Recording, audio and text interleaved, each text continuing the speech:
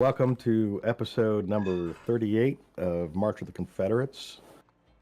Recapping briefly last week, the party came up from the depths beneath Silvery Moon to return back to the butcher shop, and who'd we lose?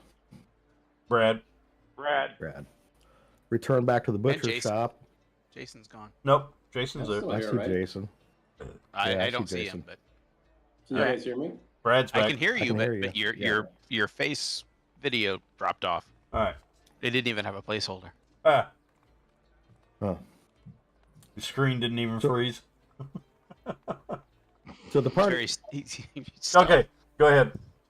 You have So the floor. the party came back from the depths, back into the butcher shop, and only to find the butcher dead. So they went over.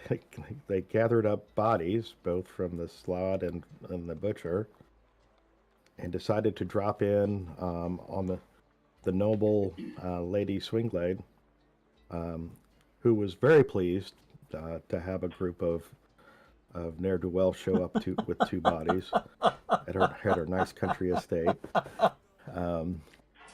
And they left the bodies in the potting shed to try to figure out next steps, and retreated back to the dojo to recover from all of the combat that they had. And we hired And, hired the boatman again.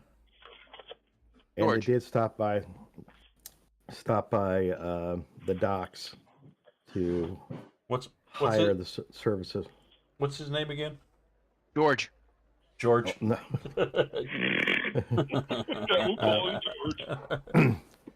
Actually, his name is Brody Buchanan. Okay, we call him George to protect his the innocents. Somebody need to write that down. Brody Buchanan. Yeah. So it still says George in the NPC list. So Oh, okay. Well, you might want to update the NPC list. fine. Brody, what? Buchanan. Brody Buchanan. Far has his family fallen. They're mere fishermen. Does he speak with a? Is he is an honest country lawyer down on his luck? Right. I don't know what that reference is. That Buchanan sounds very much like a antebellum.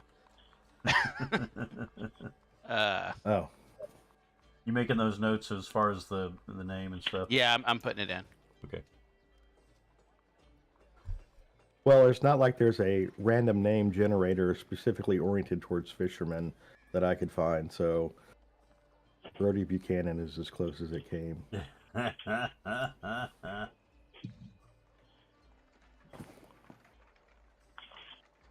So they are at the dojo resting up for the day. Yep.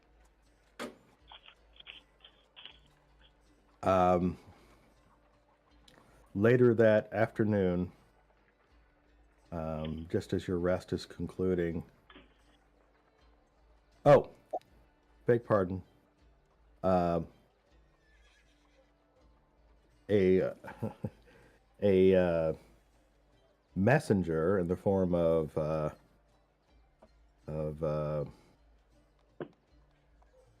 Matt's character. Golly, I'm drawing a blank. What? Connery. Acolyte, Yep. a student. Connery actually went over to the lady's did. estate later that day and left a note with her maiden. Begrudgingly. What? What? Reluctantly. You left a You note. really didn't want to let go of that note when you got there. Oh. And then checked the bodies and went back to the Oh. dojo. Okay. Okay. Gotcha. I thought you were saying I went over there now. This is still in the recap. Yes. So we find the party at the dojo, relaxing. When Master Dragich comes and stirs Connery from his rest and says that there is someone here to see him. Okay.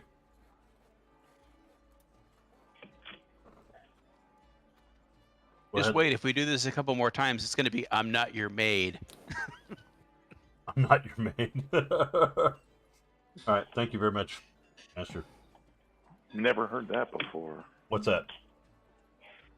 I'm not your maid. I think he's having flashbacks. You mean like every day? 2 or 3 times a day? What? All right. So who's here? Oh, you got game paused, by the way. So you go downstairs. Mm-hmm.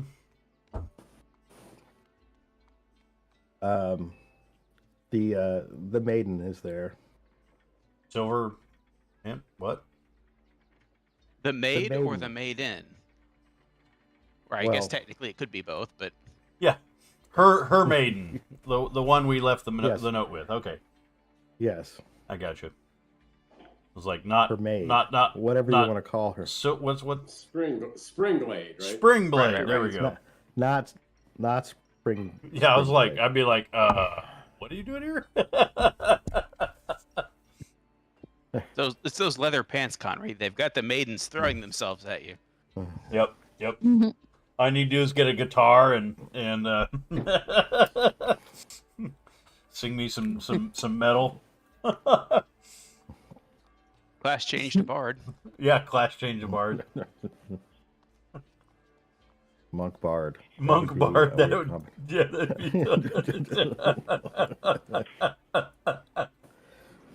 be Interesting combination. All right. So it is the maiden, Okay. and she says, "My lady has sent me to collect you. She is back from her errand." Okay. Thank you very much. Do you wish to come in? Thank you. She enters the dojo. The lower floor of the dojo is kind of the teaching / fighting area. Right.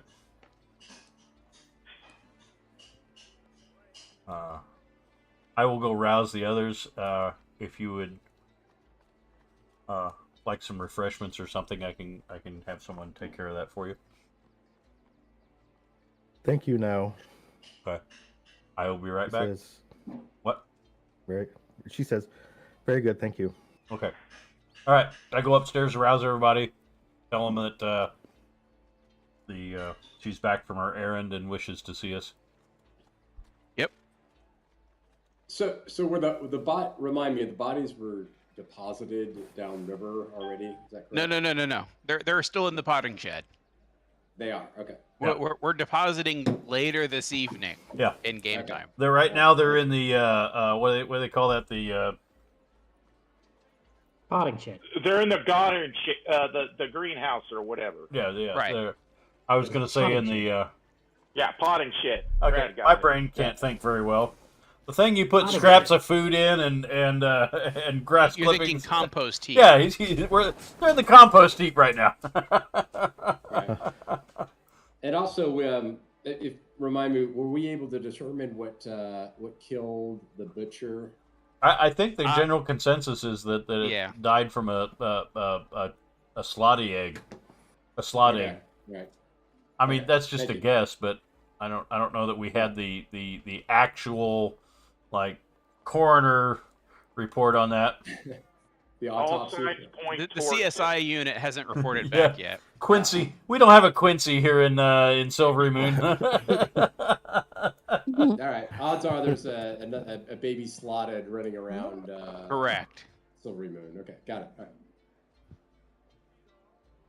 All right. So we're all. Are we all agreeing to head over together? Yeah, if he's Yeah, I ready think for it. so. And before Okay. we get to it, did anybody want to change any of the questions?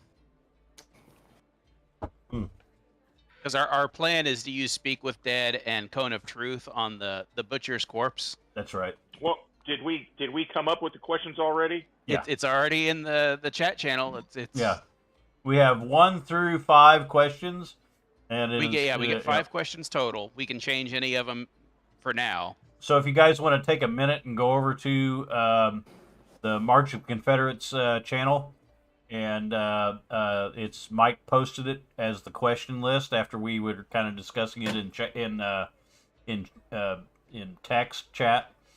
Yeah, and basically in character, we all discussed before we went to sleep, got a list of questions, and more or less suggested that because at the very least Connery and I were in the room when we beat him down, it probably should be Anna as the most charismatic character that wasn't directly associated with tying him to his bed and beating him. I mean, I don't know that really matters. He's going to be compelled to tell the truth. He's not. Well, he's going to be compelled to tell the truth by Cone of Truth, but he's not compelled to Right. answer. yeah, that's true. He could simply not say anything. Right. Yeah, I don't know. I don't know that that's that big of a deal. Either way is fine, but I don't think this dead spirit is going to be upset with the person who tied him to the bed as much as they are with whatever killed him. You never know. Yeah. You know, That's why I'm taking a safe approach and kind of did it off camera so that we wouldn't have to spend too much time rehashing it here. Right. Okay.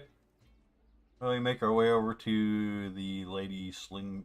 I keep saying sling blade. It's not sling blade. It's Spring Glade. mm-hmm. The season plus the air freshener. All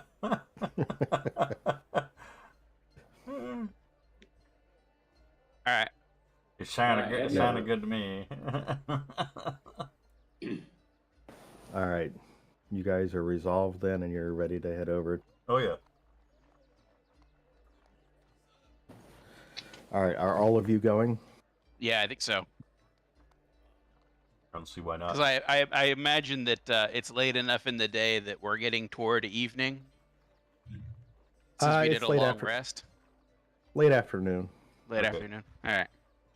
Because I'll just remind people that we arranged for Brody to meet us at the riverbank by Springglade's house a couple hours after dark. Got it.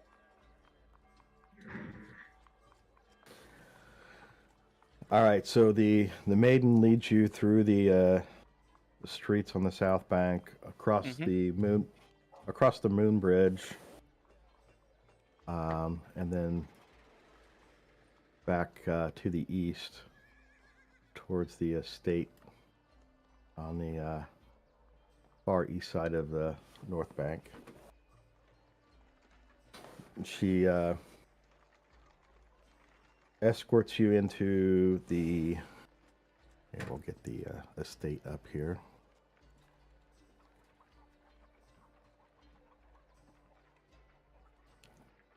Oh, I guess I need to share my screen, don't I? Mhm. I had this images up already, and I thought it usually came up across the game in the game. the game I can show you images of creatures, but little scene images like this, I either have to create a scene for, Oh yeah. Okay, I got you. but she shows you into the front parlor. She asks you if you need any refreshments.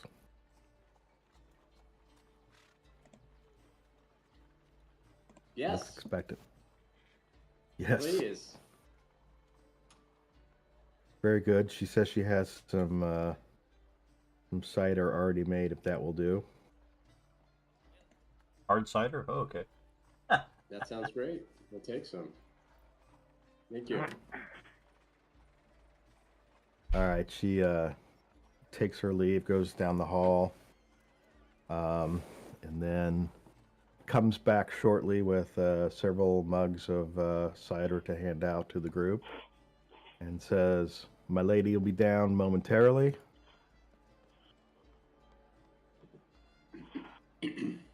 And I'm trying to get her image up.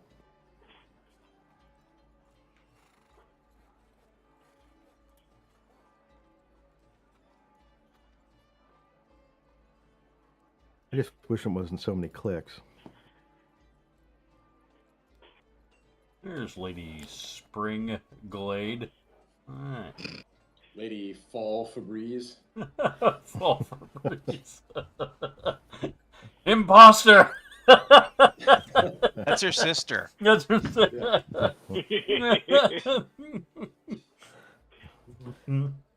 And she comes in the room and says, "Thank you. That'll be all," to the maiden, and the maiden excuses herself and closes the doors behind you. You keep saying maiden. Yes, instead handmaiden. of maid. Handmaiden.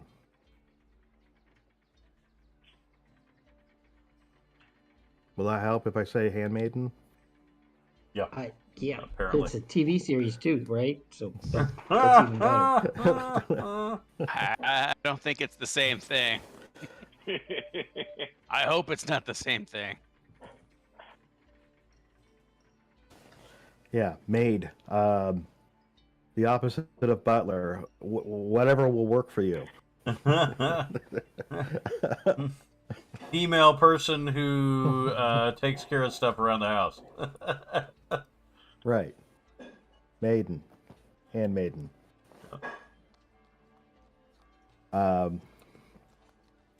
And she says, "I got your note. It was a little bit alarming. So, what is it that you've learned?" That there was a... Well, did we, like, recap this all into one note? I mean... You wrote the note. Yeah, Okay. you wrote the note. Oh, did I? And it was a discussion with you and your master, so Okay. I'm gonna let you. About the slot A and the Yeah, about the theory about the egg and the wound and Yep. yada yada yada. Yep. So we believe that there's a baby slod on the loose somewhere in Silvery Moon, and that we don't know how long he's been down there in the sewer system, but he obviously had some way to get around the. We found that he had some kind of brooch or something, didn't he? He did. Yeah, he actually had a brooch. We show that to her. She knows. You Okay. showed knew it that to her part. previously. Okay, we did. All right. Previously. Right. Yeah, she We was don't have saying to that it recap was the recap. a spell sword. Right. I think she said spell sword or knight in silver. I forget which. Just, But it was one of the guards, like, permit. spell guard. Spellguard. Okay. She just didn't know which one. Right. Do we have No. any more info on that? Or I mean, it could be that he just killed the guard. You know, he could One would hope polymorph that would into- be noticed. Yeah. So do we need to know if we got any guards missing, or what's going on? I guess. I mean, I have made inquiry through discreet corridors. The spell guard are a little bit secretive about their workings, but I have a source that's going to try to find out who might be missing their pendant. So we'll see if my source is able to learn that. But as yet, I have not heard anything back from them. okay. With respect to this creature that's loose in our fair city, you think it's still here? Well, the one that we encountered is dead, but we have reason to believe that a freshly hatched young is somewhere in the city or below it.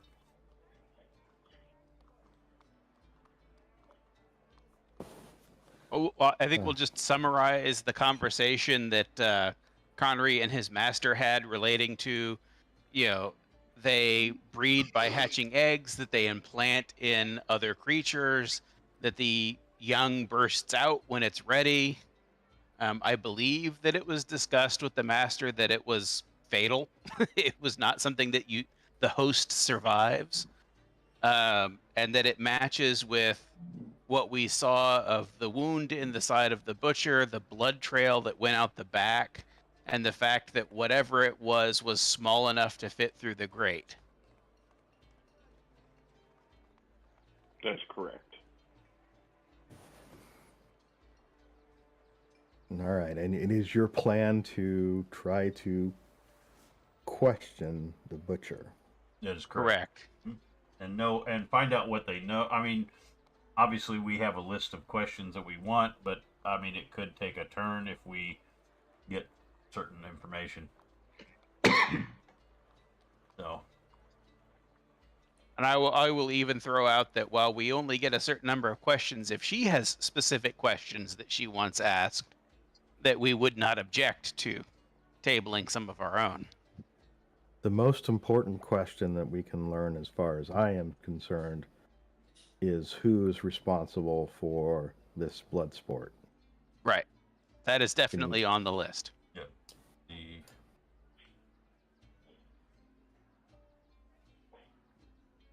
But now that you're saying these creatures might be in our city, it would also be good to know. To know what the butcher knew. Right. Right. Okay. I have. One I didn't think of at the time was who will take over for you now that you are gone. As far as the blood sport, or as far as the butcher shop? The butcher shop and the blood sport and all that. The butcher shop was kind of wrapped up in the whole. Do you have any last requests or messages that you wish delivered? Oh, okay, yeah. That could be whatever bequest. Yeah. It could be tell my nephew that the shop is his, or light a candle for me at the Church of Mistra. Right. Whatever he asks. Yep. Hopefully he doesn't do it, say Malar or whatever. Right. Well, if he does, that's an answer that's pretty good in and of itself, right? That's pretty telling, yeah.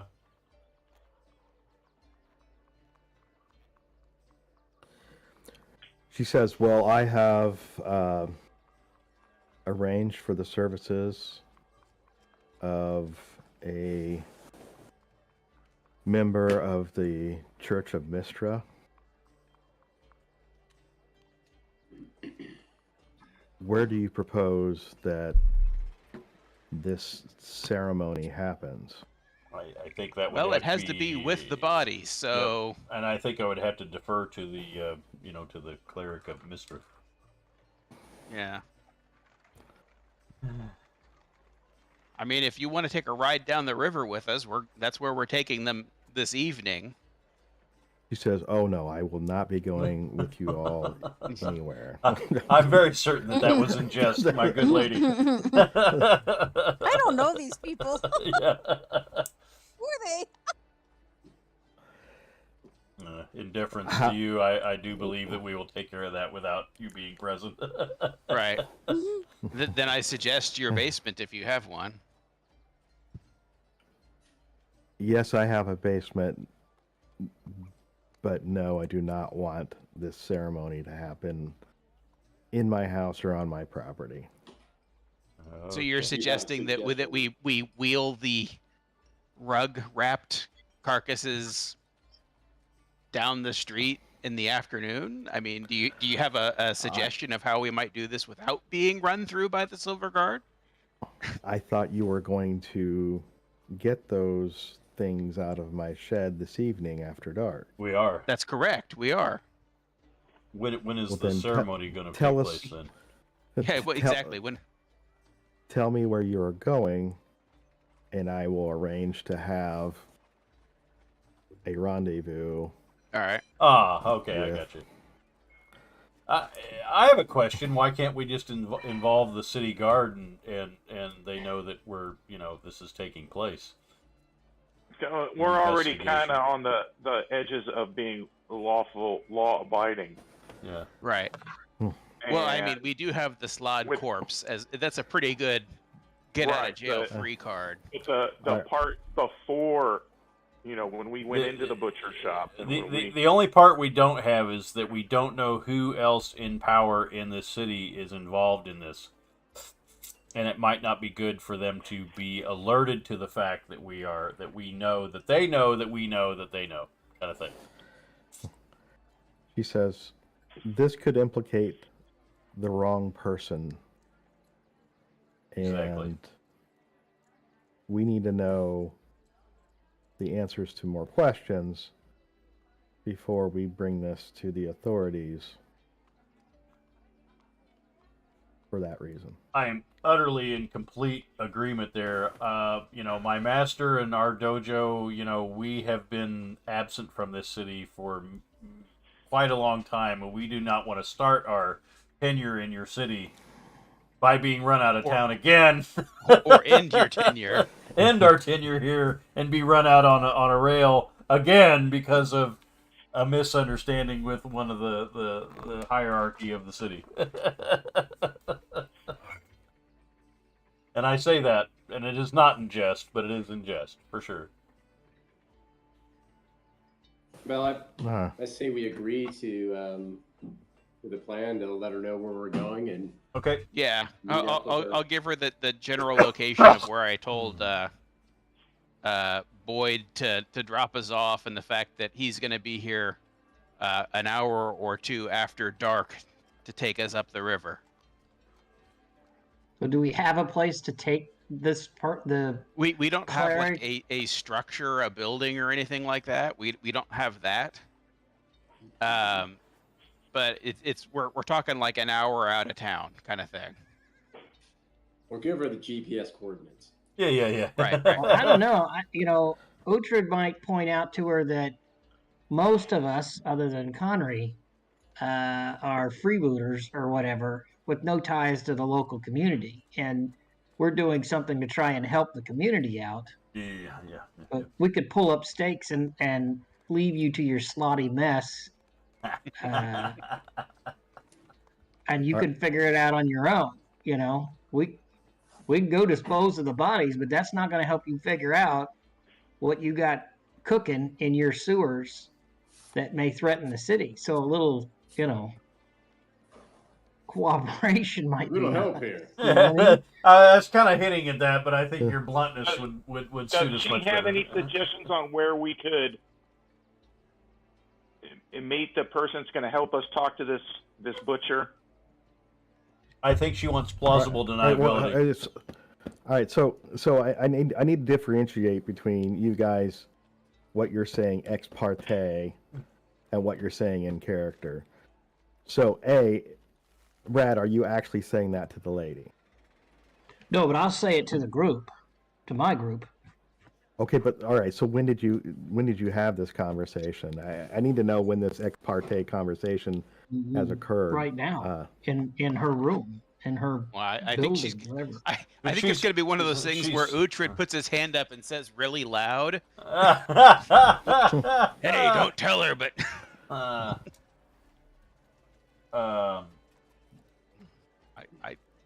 Yeah. I mean, I'm kind of digging the whole barbarian with no social boundaries, but That's what it is, man. That's who I am. That's who he that's is. how you roll. Yeah. And if she, I'd be saying it to our group, but if she hears it, well, so be it. I'm pretty sure she's going to hear it because she's in the room. There you go. You're in a small parlor. All right, so that was a rather intimidating remark. I feel like, hold on. So,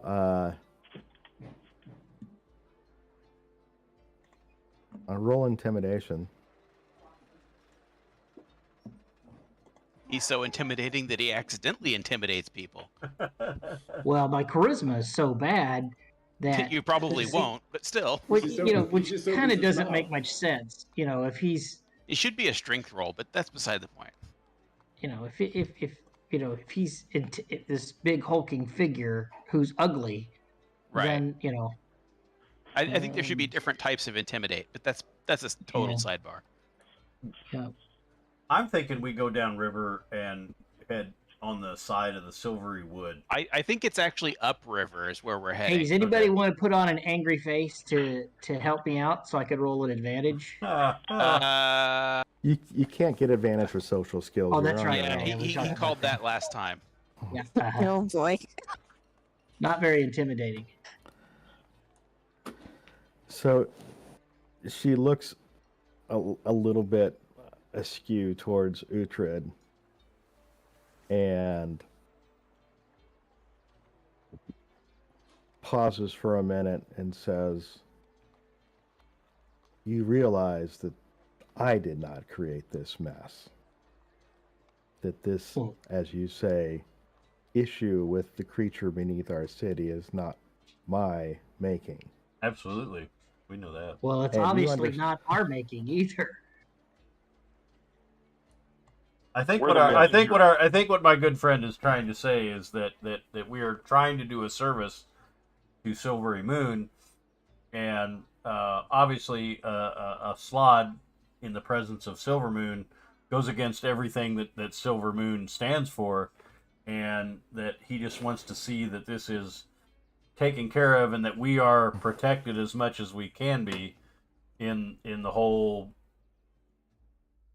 encompassing, actions here, and that it be seen that we are acting in good faith in the in the interest of Silvery Moon, I guess. And as Ray, I will chime in and say, as my companion mentioned, this is a service. Services, well, we should negotiate for the price for this service. Uh-oh. I mean, we are carting out 2 bodies, smuggling it out of Silver Moon. Well, let's Silvery Moon. Silvery Moon. Yeah.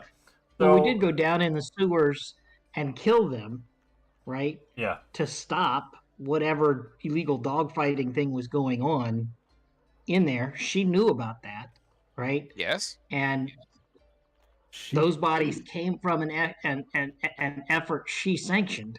So, she's not totally to be clear, culpable. This is definitely she asked you to find out. She asked you to find out who was behind it. Mm-hmm. Oh, damn. Yep. Well, let's proceed. She didn't ask you to tie up anyone or kill anyone or break into anyone's house. She didn't ask you to do any of those. She asked you to find out who was behind it. Well, let's be honest. She may not have specified it, but it had to be implied that those things could happen when you go, when you deep into the investigate den. an underground blood sport. Yeah, things are going to happen. Things are definitely going to happen. It's not like you can just show up and flash a fake badge, Right. Well, does she have a place to suggest along the river that we can... Did you guys hear me? I suggest we go upriver about an hour on the Silverwood side. Yep. And camp out, if nothing else. Yep. I mean, I'm sure there were some ruins down on the Silverwood side that we could probably use, because we've been down that way. We know our way around down that way. We have a party member who kind of knows that area very well. Nod, wink, wink. Know what I mean? Mm-hmm. He's muted. Say no more. Okay. He's muted. Wink, wink, nudge, nudge. Yep. The wink wink person. Hey, is she a Gawa? Is she a Gawa? Is she sporting? Yeah.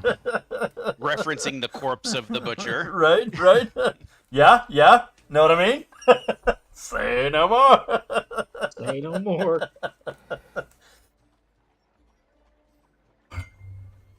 Okay. All right. So let's back up here.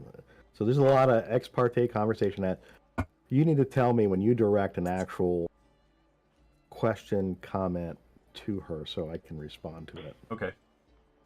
So you said that you asked her where she would suggest? Yeah, I'm suggesting we go upriver on the Silverwood side, unless there's some other place that she would suggest outside the city. She says to that suggestion. All right, so first of all, roll persuasion for me, because you were covering up the rather clumsy remarks of Uhtred. Obtuse. Geometry. Yeah. What? Just What? Wait, keeping it what? real. Wait, what? I don't know that I need to persuade.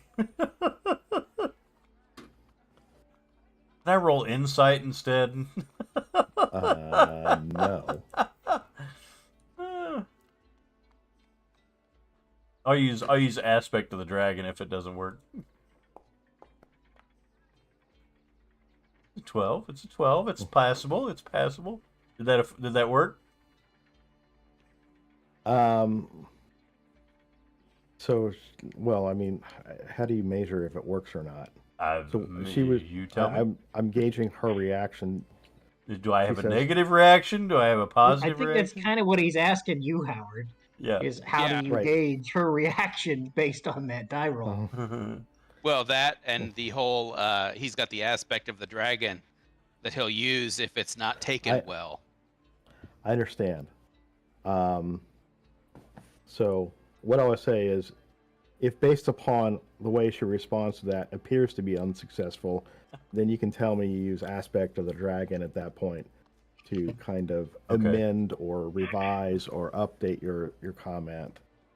All right. Yeah, and I gotta find it. The hell is it? If you fail a charisma, intimidation, or persuasion check, you can use your reaction to re-roll the check as you tap into the mighty presence of dragons. Once this feature turns failure into success, you can't use it again until you finish a long rest. Okay. So did I fail or did I succeed? So the test I was having was really to see if you were successful at smoothing over Uhtred's awkward comments, and to that you were successful. Okay, all right. So I will clasp my hands together and bow. You recast the words that seem to have changed her body posture, and your sense of it was that she wasn't quite as perturbed as what she was before. My pardons, my lady. She is when her city's crawling with Lotties. Yeah. My pardon. Many pardons, my lady. I hold out my hand. Many pardons, my lady. You will have to understand that this is a man who has lived outside of your city in disdain from your residence merely by his presence and his ancestry. I do apologize. All right. So before we go too much further, right? So yes, I did call them racist. So what I would like to change going forward, I want to talk to you guys about it real quick. When you get into a situation where you're having a dialogue NPC like this, at that point, once you're in the presence of that person, you've engaged in that dialogue, I want to say that anything you guys say out loud, you're saying out loud to that NPC or to the people that are around. So if you want to have kind of... Who did we lose? Nobody. She probably got a notification. She got pinged. Okay. She got pinged, so she's back. So if you guys want to have these kinds of tactical conversations or ex parte conversations, have them before. Otherwise, you need to do it in character while all that's going on. Yeah, this is what I was trying to do. Many pardons, my lady. you will have to understand this is a man who has lived outside of your city with the disdain of your residents merely because of his ancestry. And I do apologize for that, but it is a reality. Many of us are not residents of Silvery Moon, and we wish to take care of this and see that Silvery Moon gets the best, treatment here, because obviously no one wants a slod, whether it's in Silvery Moon or Everland or anywhere, Waterdeep. We don't want a slod, traipsing around under the city, because no good can come of that. She says, understood. And just so you understand where I am coming from, I want to help you do good things for this city. But at the same time, there are people who would take your actions and your words and twist their motives to where it doesn't reflect as favorably upon you. So I can't be associated with anything that would harm my station or my stature with those around me. Yes. Unless we come out in the positive, and then of course that would be a great boon for you. I agree with you. I mean, yes. we have a little bit of a poker game going on here, with the stakes being what they are, and we just need to get to the bottom of it. And otherwise, especially since failure most likely will land on us. Oh yeah, exactly. Her reputation is at risk, but our lives are at risk. Oh, absolutely. So we do not wish to have to leave Silvery Moon, but we also wish, the citizens, the everyday innocent citizens of Silvery Moon, to not have to live with the consequences of a slod living underneath their city.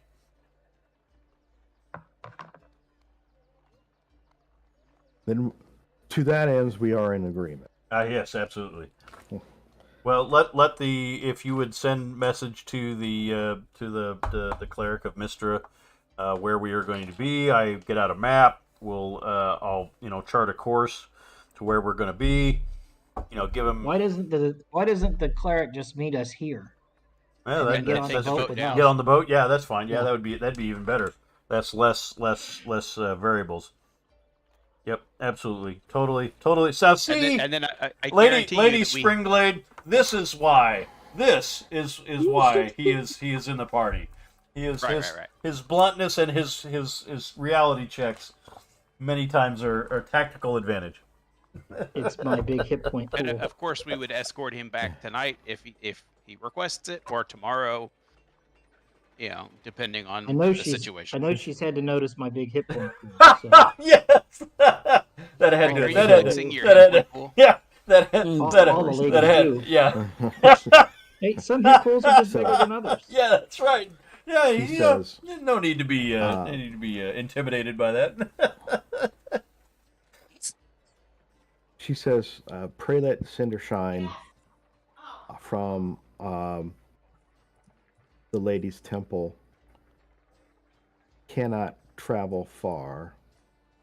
She is a woman of somewhat advanced years. Oh.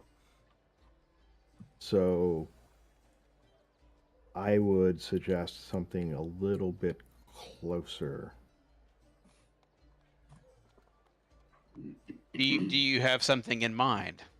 Is there a carriage we can get Uhtred to tow her? There aren't any carriages. We're trying to be a little bit remote, I think. So yeah, I still say we just go up river and get on the Silvery Wood side, since we have an ally who is in good with the elves of Silverwood. Right. And if we have to, I mean, we'll carry her back or whatever. Yeah. How'd you like an Uhtred ride? Yeah. So she is set to come attend to this tomorrow afternoon. What? Who is? The priest is going to do this tomorrow afternoon. So we're going to go out with the body tonight, and the priest isn't going to camp come out with it. Okay. And then the priests are going to come tomorrow afternoon. Let's can we get the priest here tonight and maybe go out with us? She says, these are not the things that you ask of someone of that station. Okay. My apologies. I think it is well enough that she would agree to travel even that short distance to attend to this matter. We could take him to the Temple of Mystra, or but obviously we don't want to do that in the city. We don't want to. Yeah, the less we're running through the streets with rug wrapped corpses, the better off we are. Yep. Agreed. Well, given everything, I don't think I want it in the dojo either. No. I don't blame you. That's why we're going to get that out of here. Okay. Well, in that case...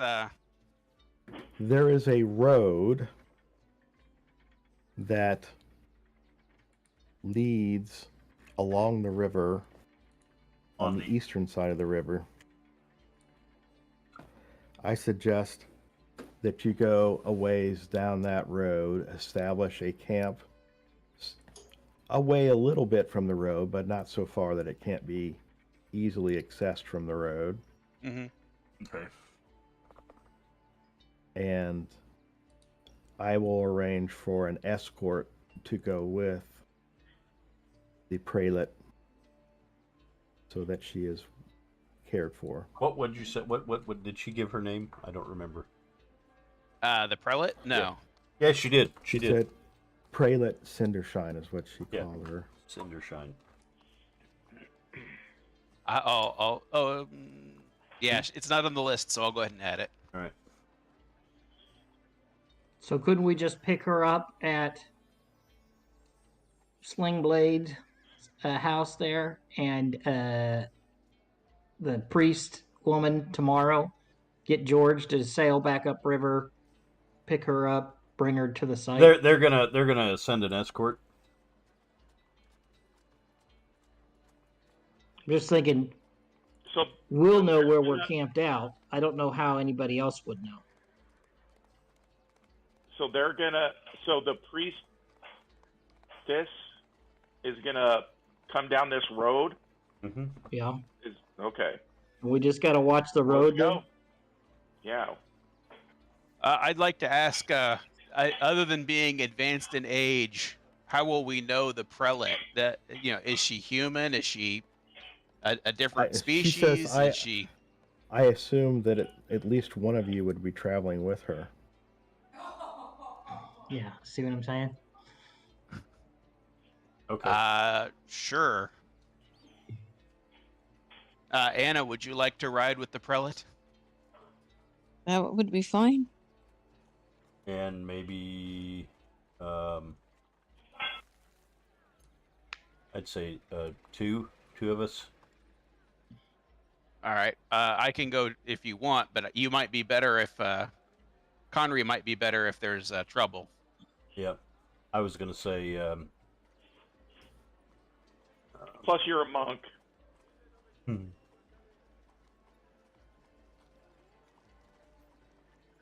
Hey, so for a sidebar here, a timeout or whatever. Okay. We decided that Connery was going to get the ring, didn't we? I believe that's what we said in the in chat. Yep. Yeah. But we have not negotiated the terms of that with Zed. Yeah. Yeah. Well, I just thought that if we could take the ring, maybe he could attune it overnight. I got you. So that he would have that extra protection. I mean, it's not a huge difference, but if we've got it, let's use it. But I don't know what all goes into that attunement process. So I don't know if just that's something... meditation. Okay. Yeah. So I mean, maybe he could attune it, and then we could still sell it at the end if we had to. But yeah, I get exactly what you're saying. And in that respect, we might as well have somebody use the eagles of the eyes, or eyes of the eagle. Yeah. Yeah, that was. I think we said that was going to go I'll to use that. the Fae. Yeah. I'd like to have that eventually. So he drops his elemental in the correct spot. Yeah. Yeah. Yeah. So yeah, you guys can attune that tonight. Okay. Okay. And then Yeah. if we have to give it up, we give it up. That's all yeah. good. Okay. Is there something I need to do in Okay. the game to attune it? You just add it to your character sheet, and then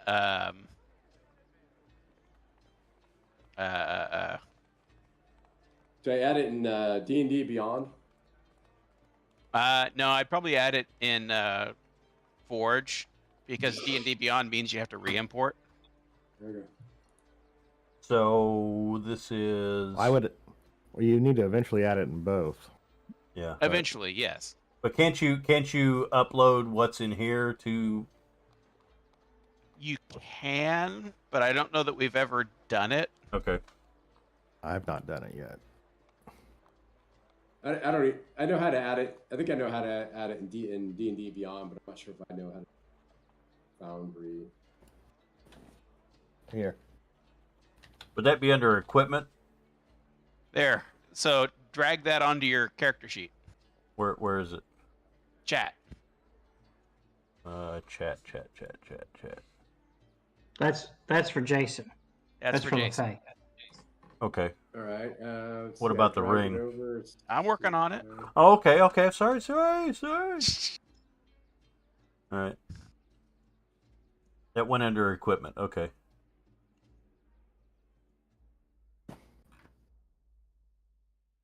Yeah, It says not proficient. I did it for you, Jason. How do you equip it? So it'd be under inventory, right? There we go. Yep. Yeah, okay, I see it. Do I have to attune it? You do. How do I do that? To do that, well, you just flag it attuned in here as far as your character sheet is concerned, and you would do that. I don't see any way to do that. So. And it didn't change my armor class any. So if you go to equipment. Uh-huh. All right, so do you have it? Let me look at your sheet. Yeah, it's in there. So inventory. I thought it was a +2. It's only a +1. Yeah, it is a +1. Okay. But it's also a +1 to a bunch of saving throws. It's +1 on all saving throws. Yeah. Yeah.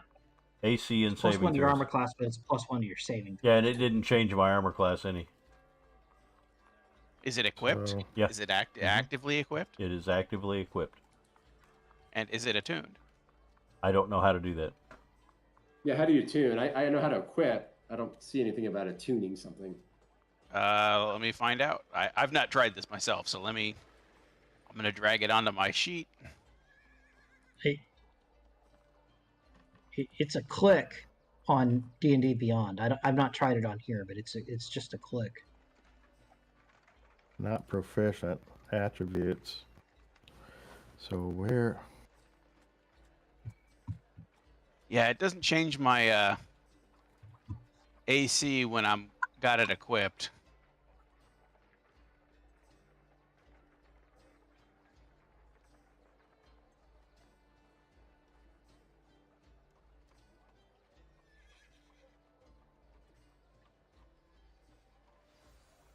Why is it not doing it? You could make me proficient in it, I guess. I don't know. If you click on the ring, there should be attunement. Status. It says attunement not required. Right, but under that there's equipment status, and they're just unclicked proficient. No, it says I'm not proficient. So I mean, I know. Well, clear that checkbox, right? And in fact, I'm not seeing any effects for this. So maybe the compendium that I dragged it on. Someone managed to attune it. I did. How'd you do that? It's just a pull-down box. It says attunement not required, attunement required, attuned. And then effects, it doesn't have any effects. It shows no effects. That's probably the problem. Did you get this from SRD? Yeah.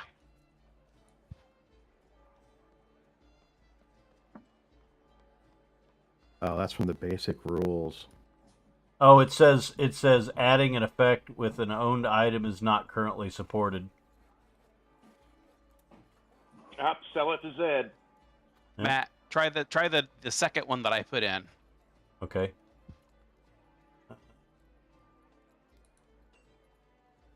Well, Jimmy, get rid of the first one though first, right? Yeah.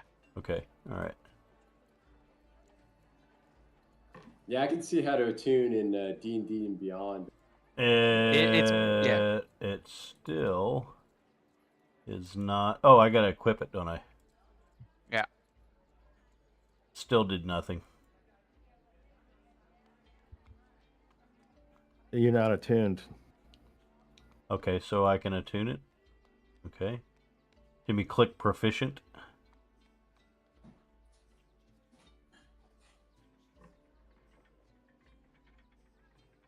Okay, there it changed my armor class.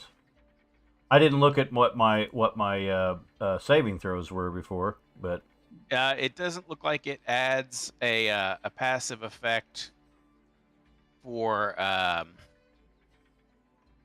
can't edit it, and it doesn't look like it adds anything to the saving throw. But you just have to note it for now. Okay. Eventually, you'll add it in D&D Beyond, and then when you re-import, then it'll be correct. So we just got to know we had to add +1 to our saving throws. All right. Right. Okay, got it. If it doesn't do that in the background already, like when you roll something and it shows, like your natural roll and then whatever modifier. Yeah, I could roll. I could roll a Constitution save right now, couldn't I? Yeah, you could. Yeah, give it a whirl. How do I do that? Saving throw. Click on the word Constitution. Normal. Okay. And it gave me a +2, which I only have a +2. I have a +2 in it already. So it didn't give you anything? Nope. So there's so a normal intelligence roll. 9. Yeah, it gave me nothing. So. All right. We'll just have to remember it. Yep. Yeah, I'm trying to help by pulling stuff out of the compendium for you to make it easy, but it's only got what it's got. Right. So the second one you pulled in there, was that not the SRD one? No, that was from a different one. That was from I already closed it. I don't remember which compendium it was from. LaFay's drowning. It was a locked compendium, so it was something that was imported in. Okay. All right. Whatever we keep and put in D&D Beyond, when it imports it, it'll get the correct one. Okay. I'm back on land now. All right.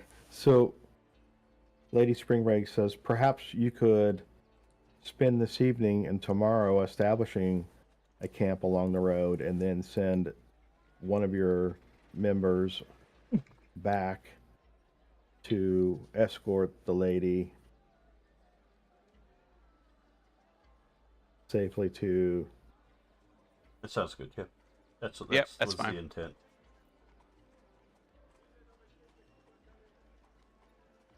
Then I shall tell the prelate to expect your emissary tomorrow afternoon.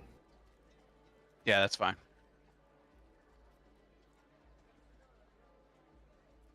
And then you shall return to me after learning what you can learn, and we can discuss how Next it is steps. that we'll manage the response. Absolutely.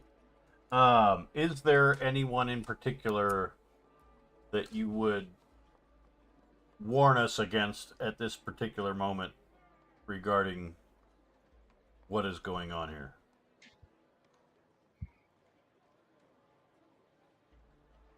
In other words, who do you trust the least that might get you... involved in this at the city level? Pause for a minute. She says, with respect to this, I have no idea who stands to benefit and who stands to be harmed from any of this. I have no idea who might be involved. Okay. I as Ray, I will ask, as far as the bodies, once the ceremony is complete, my assumption is that we will be burning the remains, including the slod. Is that going to pose a problem for you? I don't know if we shouldn't keep the slot as a Well, where would we keep it for one? That's I don't know. Bury it. We could ask the priest the priest of Mitra or Mistra if the priest of Mistra would be able to cast general repose on it and would have a place for it to hide the body. Well, if we cast general, either way, we could just dig a grave and put them in a put them in the ground. They're not going to decompose that much faster in the ground than they will above ground. Yeah. And we have witness from a city, a respected member of the community. Respected member of the community saying that this is a slod body.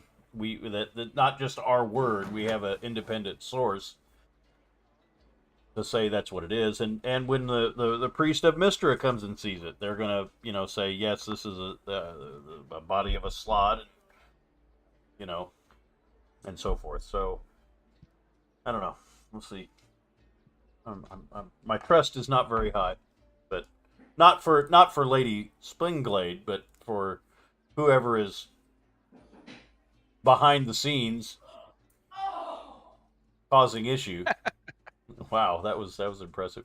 Nick Ryan is at somebody's house. Is everything okay out there in California?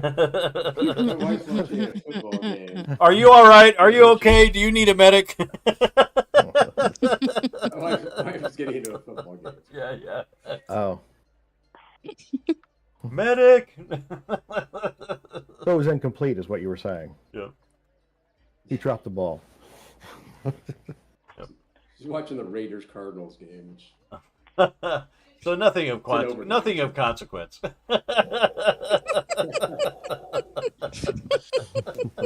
Apparently, it's an overtime game, so it's. I guess it depends on who you got on your fantasy. Whoever you got on your fantasy football team. Isn't it over? Because on Red Zone, they're showing the touchdown highlight reel, which is how they end their day every week. They show every touchdown from every game. The games are on right now, right? Yeah, it's on right now. She's watching. I don't know if there's a delay or something. All right, that's fine. We can bury the corpses if that's fine. I'm just worried about someone coming out and digging it up. Yeah, or the dogs getting to it.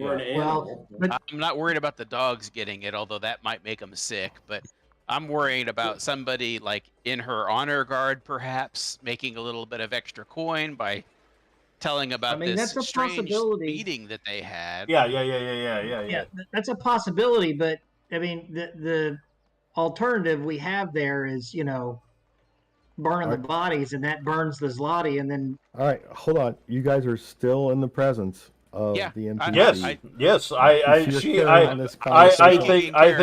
think that's a good conversation for her to be a part of. That whoever is causing a problem within the city. Yeah, no, come on. No.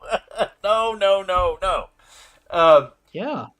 That she's aware of what's going on. That's the main point right there.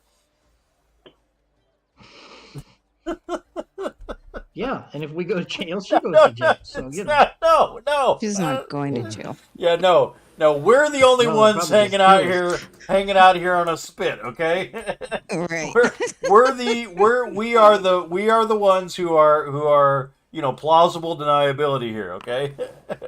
Don't have any illusion to that, okay? Hey, this ain't Watergate. I'm squealing like a stuck pig if they ask me any questions. I will laugh it off. Yeah. She's not coming out clean out of this thing. Ray is just stunned into silence. Yeah. All right. Pardon his jest. Let Brad, us was Uhtred jesting about that?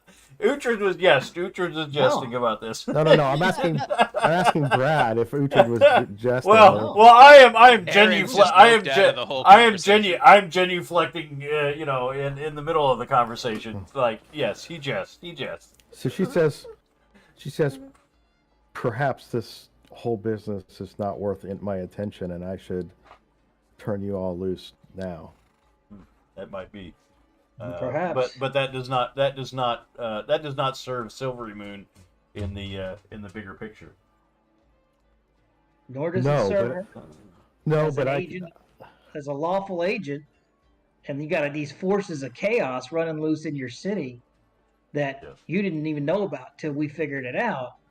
And now I'm getting a lot of flack from you rather than support is what I'm feeling. And I get it. Perhaps You have a position to cover yourself for, but this is not a bunch of pickpockets we're dealing with here. Yeah. It's not even an illegal fighting ring we're dealing with. We're dealing with extraplanar perhaps beings, the greatest agents of chaos in the known world, in the known universe, and you're worried about your reputation rather than helping us figure this thing out. She says, well, perhaps I should retain the services of people who are more discreet. We haven't left this room, my lady, and nothing has left this room as of yet. Yeah. So how about if you want to find somebody who will blow smoke up your ass and kills Lotties, go look for that long line of people who are waiting out there to be hung out to dry. Yeah. I suggest we take leave. We take our leave and we set up our camp so that we can get to the bottom of this. Or we can part ways, I mean, I agree there too. Let's get the bodies in the boat and go.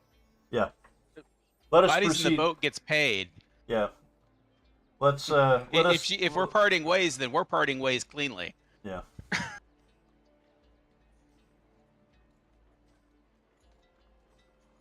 She says, "Your friend here seems bent upon making a public spectacle of this, and I can't have that." Well, we are not in the public square. Spectacle. We're having a discussion in your parlor. Yeah. How is that a public spectacle? This is a private conversation. You said that if things were to go south, that you would make sure that I'm implicated. No, that is not what he said. I will tell the truth. If forced under questioning to answer, I'm gonna say what you actually did. I'm not gonna make anything. But you have a part in this too. What is it that you think that I did?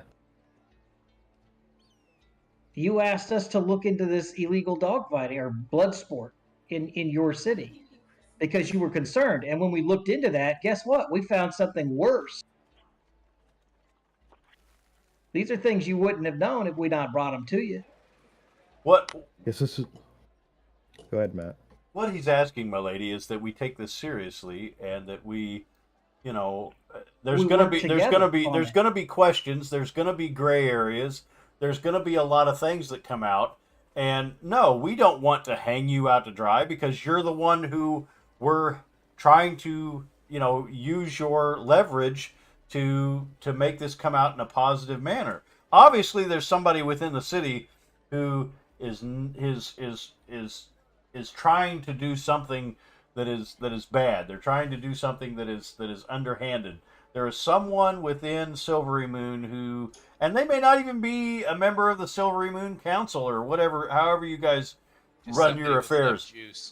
There's just somebody trying to take advantage of your city, and there's an agent of chaos, a very serious agent of chaos. And what he is trying to say is that, we've, as people who have to pardon the phrase, no dog in the fight, we are used to being hung out to dry. We are used to being used as a whipping boy to get things done. And if things go badly, then we are pointed to as the cause. And if things go good, then we are used to getting the short end of the stick. That is, he is speaking very plainly, and I think he should get his due in that the language that of the common people. Yeah, he's being honest. He's being forthright. You're used to people who say things that will compliment you. You're used to having people that will placate you merely because you're a position. His honesty is one of his positive attributes. He will say things to you that you do not want to hear because it is truthful and it is something that we should be thinking about. He just says it not because he dislikes you or hates you or thinks you're a bad person, or even wishes to make a spectacle. But he's used to getting the short end of the stick. He's used to being the one who is whipped. I mean, for goodness sakes, his family was killed. His mother was raped. He is the epitome of an outsider who has been abused since he was a child. Okay, and I'm just telling the truth. Exactly. And as far as the interrogation, the implication issue, if we are put to the question, we can't defend you to the death. Yeah, that's true. I mean, nobody. No, if they use magical persuasion, we have no choice but to tell the truth. But there's no negative implication for her though. We went down in the sewer and we were asked to find out what the source of this dog fighting was, because it is abhorrent. It is of the Church of Malar, and she merely asked us to find out about this. So in regards to there being some kind of outing for her publicly, there isn't. What he's asking for is for your support wherever this takes it. Obviously, if we uncover somebody within the Silvery Moon hierarchy who this was his slod agent, I mean, obviously he's going to try to cover it up and then say that But at that point, what are we going to do? I mean, we're going to have to play it by ear, I guess, unless we know who it is. And that's why we're going to question this guy, so that we can find out who it was. Who was your boss? Who was your boss? Who was your boss? So that before we make an accusation, we're going to have, the evidence. We're going to have that Perry Mason moment where we already know before we ask the question, we know what the answer is. I understand that you are upset because of his plain spoken manner. I apologize. She says, you need to understand that there is more than one kind of battle arena that exists. You do battle with swords and spells, but in my realm, it is reputation, it is innuendo, it is not even always related to the truth, and in fact, very often it is so far from the truth it is not even relevant what the truth is. These facts that you bring forward could be used to serve the wrong party for the wrong purpose. Exactly. I agree. You could be seen as heroes who have accomplished something for the benefit of the city, or equally as agitators who have stirred up a problem that was not a problem until you arrived. Yeah, you were. Somebody was just looking for someone to pin it on, and we just happened to be there, and trip the tripwire, and had this happen. So, again, what I suggest is the truth is. Go ahead. The truth is not necessarily a shield. Yes, but we do need to know the truth so that we can figure out how to best serve this.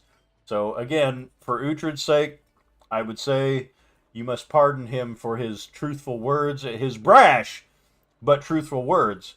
But it is here in this parlor that we speak, and not in the public arena. Okay? So he needs, I guess, your word of support that you're not going to hang us out to dry, which I believe you, but him coming from where he comes from, he's very much used to being hung out to dry, and he basically just has to, take out his sword and deal with it. Whereas you never. I mean, you don't have to. I mean, it's your word, and it's what everybody is used to, just taking your word and saying this is what we do. But so outside of this room, we are going to put on a happy face, and we are going to deal with the problems outside of this room.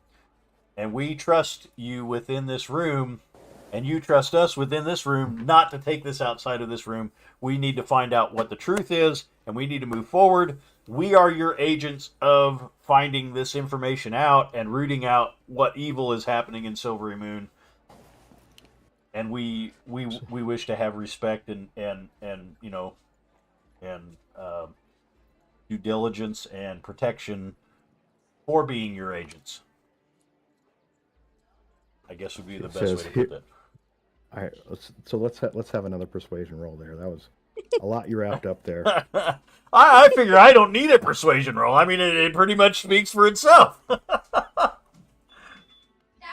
I will use. I guess I don't know. I will use some inspiration on that. Yeah, I was gonna say inspiration is always a good choice. Yeah. Very good. All right, and then I've got my aspect of the dragon, if nothing else. Yep. How about that? I think the order has stepped up. She says, I believe your motives are sincere.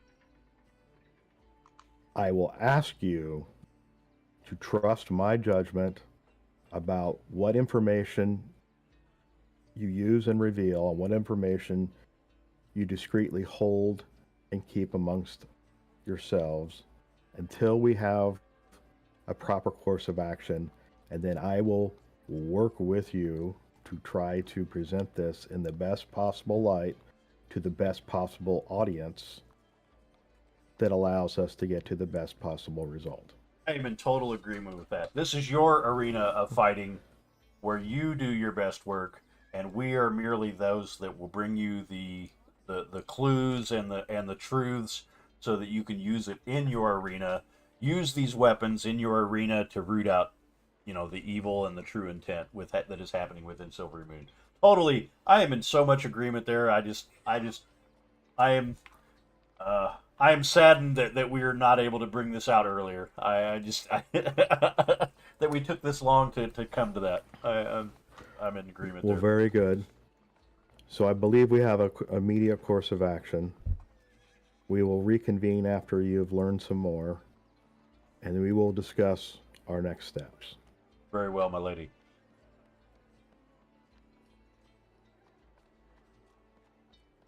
Until then, I wish you well. All right. I'll let her know that we'll be back about an hour or so after dark to remove the rugs. Yeah.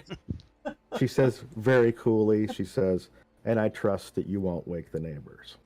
Absolutely. It will be done quietly. Very good. Yay. We're not kicked out of Silvery Moon, completely derailing the campaign.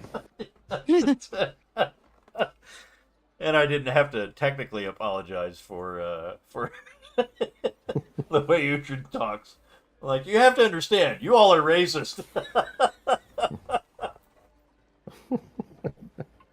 Yeah. Okay. Racism is, by the way, very much alive and well. You know that. Oh yeah, and yeah. That is it's not racist. In the very literal sense of race. Yeah, exactly. Shoot. All right. Well, then I suggest we get our gear together and be ready to move. All right. I'm gonna take a pee break real quick. Pardon me. Yep. No worries. Does Uhtred want to go ahead on and set up the campsite, or will we all go together? Yeah, no, we probably ought to go together. All right. Because I can set it up and then miss you as you're floating by or something. Sure. All right. Well, we'll. I'm gonna buy a replacement net for my fishing kit, but other than that, I think I've got all the stuff that I need between now and whatever 2 hours after sundown is.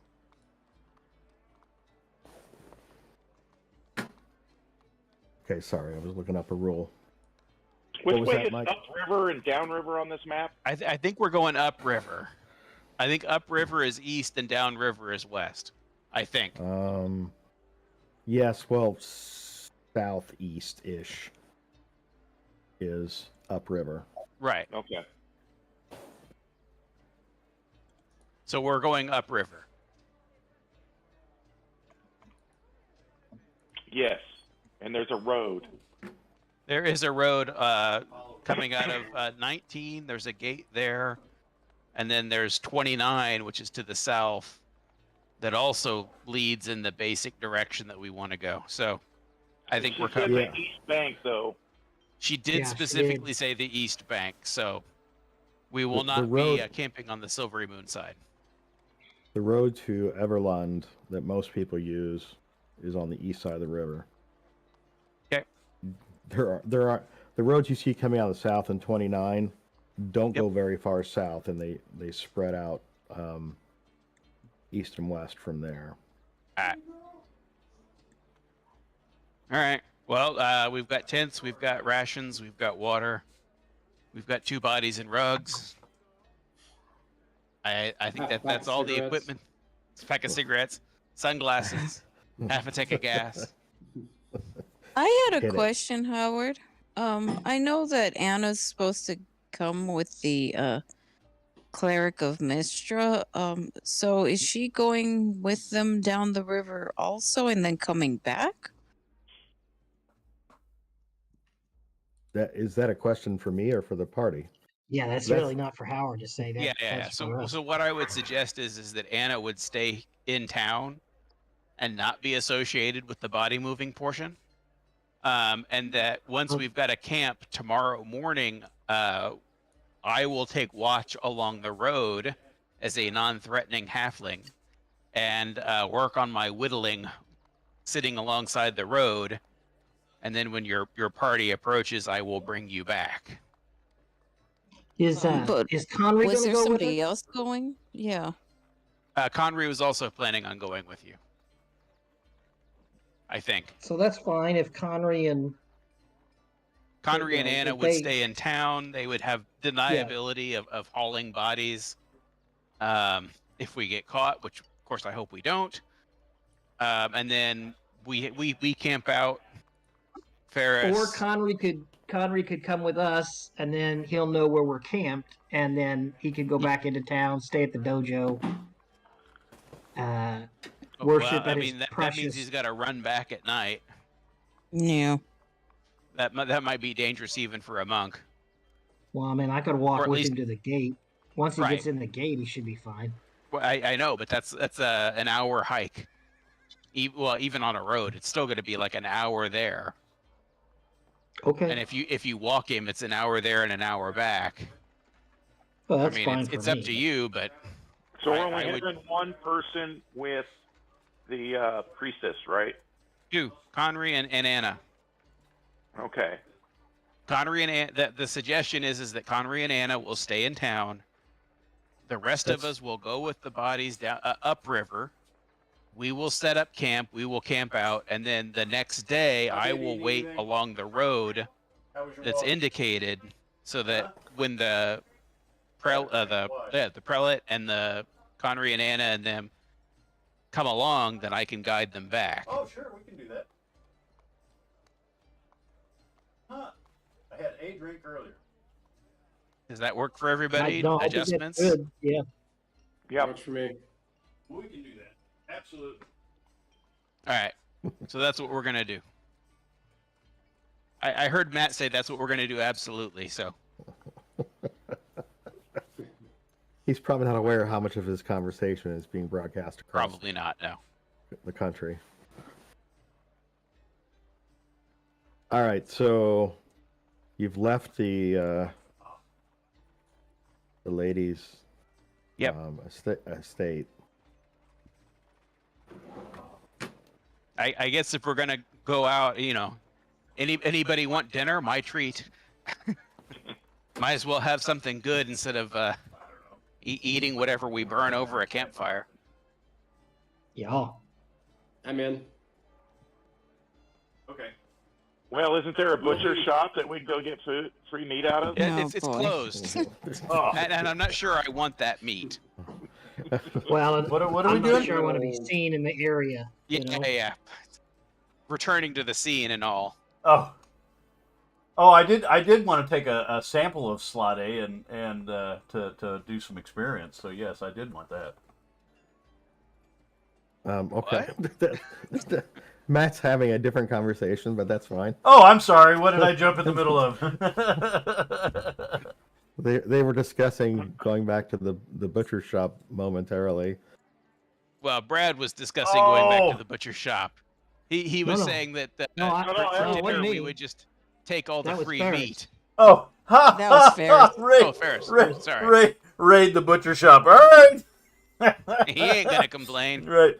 Hey, look, they got fresh dog meat. Yeah, fresh dog meat. I thought about it. Hey, this bacon Last looks session, really fresh, I like it thought was about cut last night. Wonder what? Long pig. Yeah, long. Well, long pork. There we go. Long pork. Yeah, there you go. That is super So- gross. That is super gross, by the way. Sorry. So since you were gone, Connery and Anna are gonna stay in town tonight and then ride to the campsite along the road out of Gate 19, whatever that name is, Sundabar Gate, Sundabar Gate, yeah. in the morning, Okay. and I will be along the road waiting for you to guide you back to the campsite. I gotcha. Okay. So we're gonna go to the Temple of Mistra in the morning. Tomorrow morning. Yeah. Okay. I think we. And then I Ray think, was feeling generous and said, "If anybody wants to go eat." Ah, I gotcha. That's great. Get some long pork. Okay. Pass. Pass. Yeah. Ah, super gross. Okay. Puff, puff, pass. Puff, puff. That's, I don't know. That's even worse. All right, so you guys are going out to dinner, getting a hearty meal before you Yep. start going upriver. How much does that run me? Oh, you just going to where are you going? An inn, a tavern, a restaurant. Yeah, there's several. You know about the Bright Blade. Something that doesn't require us walking across town and back. Something in stumbling distance of the dojo. No. Right. Maybe some Mexican, some tapas. Yeah, that's what I just had. I had some Mexican tonight. Fantastic. Man. Some French fried potatoes. So We know Uhtred just wants meat and beer. Get some mess of crawdad. Some of them mud puppies. No, that was Sling Blade. Yeah, Sling Blade. French fried potatoes. French fried taters. I got some French fried tater and some mud puppies. Golden Biscuits Oak, and mustard. Some Mr. Hamlin Helm, Bright Blade, brandished.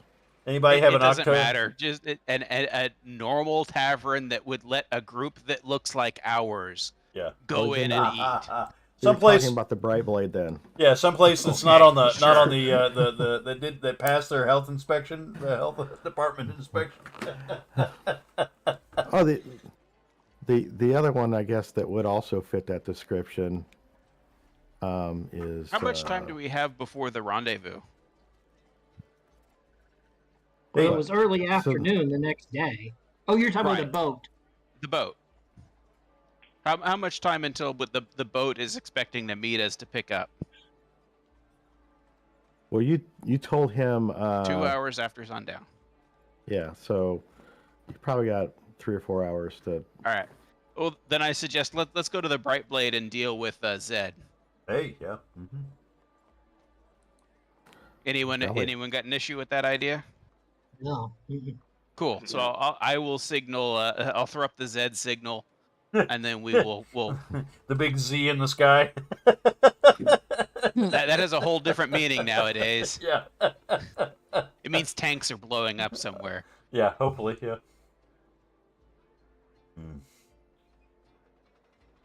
It's just a giant peanut. Okay. A giant peanut. That is good. So we've got the cash with us. We'll go there. Start eating while we wait, because it takes Zed. He's got to walk in from his farm, however far that is.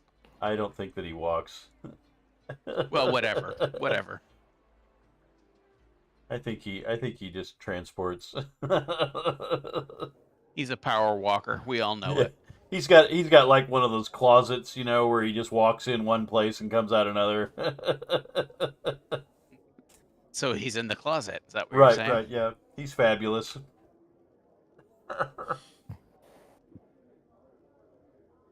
Not that there's anything wrong with that. Right, there's nothing wrong with that. He's from the Department of the Navy.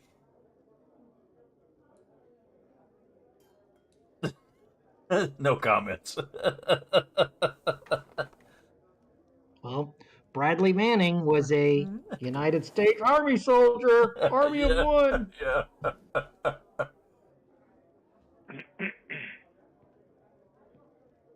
All right, so we're in our room. We're in our standard meeting room. They're going to put a plaque up on us if we keep coming here. For plank owner. Was anybody else It's the getting a bad Uhtred vibe Lounge. from Lady Springblade? Sorry, what was Say that again? question, Elmore? Was anybody else getting a bad vibe from Springblade? I was. I think she'll turn us over if she has to, but I don't think she will. Yeah. Otherwise. I think she doesn't like being spoken to by commoners. That's what I think. That too. Now she knows if she turns us in, Being she's going to threatened. have a pretty good excuse lined up. Yeah, she better. I think it was pretty much She has us assumed. all We didn't killed. have to be blatant about it, but Yeah. certainly none of us are going to die to keep it a secret. Yeah. She's like, yeah, arrest the half orc. Yeah. That's what the rest of the party does. We just point at him and go, "He did it." He did it. Yeah. We're like, They got to catch me first. yeah. Yeah, but while they're trying, we're at the other gate. Yeah. All right. So, how much am I paying for So you're whatever talking- the brunch you're talking version a- of? However many pints of beer and It's all coming out of party funds. What are you talking about? I was actually going to pay let's for see. it myself. but Were whatever. you? Okay. 8:17. All right, so that was an hour and 45 minutes in. Okay, I'm just for those keeping track. How long does it Yeah. take? You mentioned party funds. An hour and 45 minutes. I was trying, but it just We're slipping. it was begging. It was begging. So I mean, if you're talking about standard fare that they have prepared, and you're not asking for anything out of the ordinary, then you're talking a copper piece for a meal and a copper piece for an ale or whatever. What's you're on drinking. the menu tonight? What's on the menu? Boy, I didn't prepare a. I'm just kidding. I'm just kidding. All right. Their standard fare is a hearty stew There you with meat and potatoes, a hunk of bread, a hunk of cheese. hunk of burning bread. They- We'll get Dude, back to they some are nuts. getting their too, meat. too many carbs. the Too many butcher carbs shop there, already. man. Too many carbs. well, that's what they serve is carbs because they're filling up sailors to go out and haul big crates of stuff Right. on and off boats. Yeah, I was just kidding. The place is full of semen. Yeah. Oh Yeah. boy. It's definitely the Department of the Navy. I knocked All off right. 2 silver, and I figured that'll cover it, plus alcohol. Yep. Yeah, that. Who's should it? cover it. Who's the Science and Marines check? Oh, it is the Department of the Navy. I forgot. All right, so we'll eat and wait for Zed. We'll let the So did barmaid or whatever it is. you go ahead and request the private room in the back? Well, we're already there, so yes. Yes. We walked in and they were like, "Yeah, it's open." Yeah, no, I didn't expect you guys to go to the Bright Blade, so I hadn't cleaned up the map.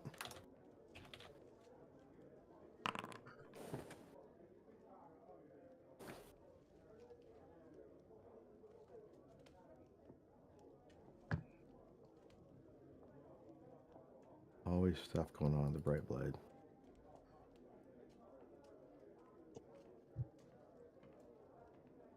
Don't tell me Mr. Johnson's already got the room reserved. Right. No. No strangers yet?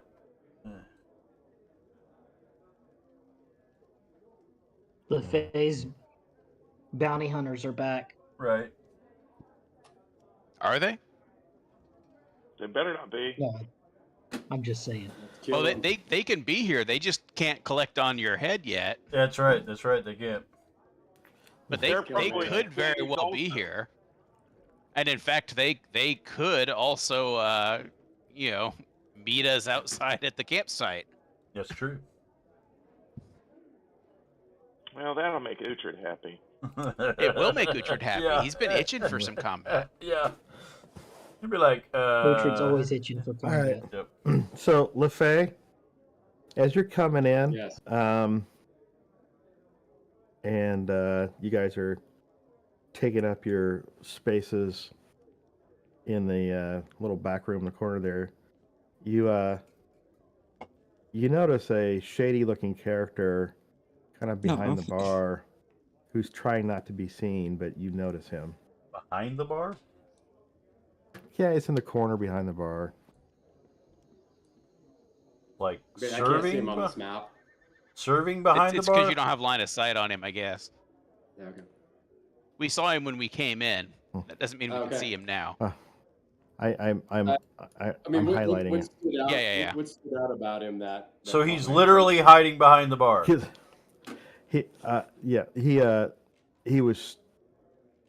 He was basically first of all he's hiding. He's hiding in the He's obviously shadows. hiding. Oh, that's totally And different. Okay, When, all right. when he sees your group, he seems to kind of stare at you guys. Although a lot of people in the room do, because look at you guys. What's that supposed to mean? They're like, oh shit, it's them It again. means we spent last night in the sewer system. Hey, we're all cleaned up now. We are. Yeah, cleaned we up are. now. We are. Yeah. Was I able to see him enough to recognize him? How about you? I am wearing my goggles, by the way, my eagle goggles in the bar. Oh, He can see into so you're it. wearing your goggles wherever you go, right? That's just Yeah, part yeah. of your He's style now. just fucking Batman. It's more of a fashion thing than anything. Yeah. It's very comfortable. Everyone will be wearing one Yeah, before yeah. too long. You're gonna be like, oh man, Yeah, look that's- at that. That's Where do yeah, I get some of those? The whole It's all in vogue and water deep. that whole Genasi steampunk That's a kind of look. You got it. I've seen it. He self-generates his own steam. Right. I mean, come on, Zed walks in here. I mean, this is a fashionable bar. So let's have you roll insight. No, not perception. That's okay. The insight is to see if you recognize him, not whether you see him. Just trying to place the face. So you think that was one of the two strongmen you saw that bounty hunter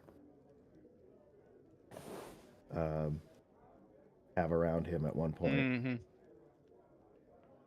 Okay, not the bounty hunter, but one of his guys. Yeah, he's just there to keeping tabs on you.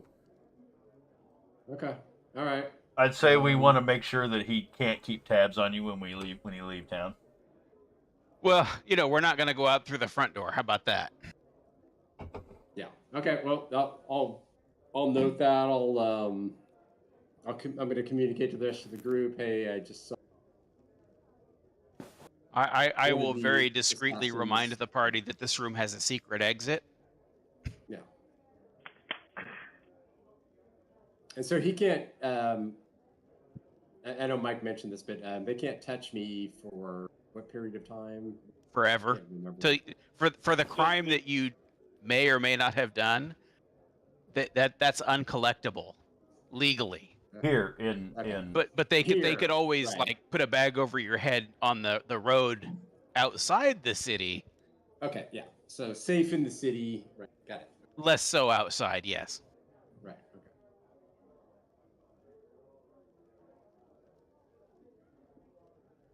I say we give him something to drink. Buy him a drink. Buy him a drink. Yeah, buy him a drink. Poison. No.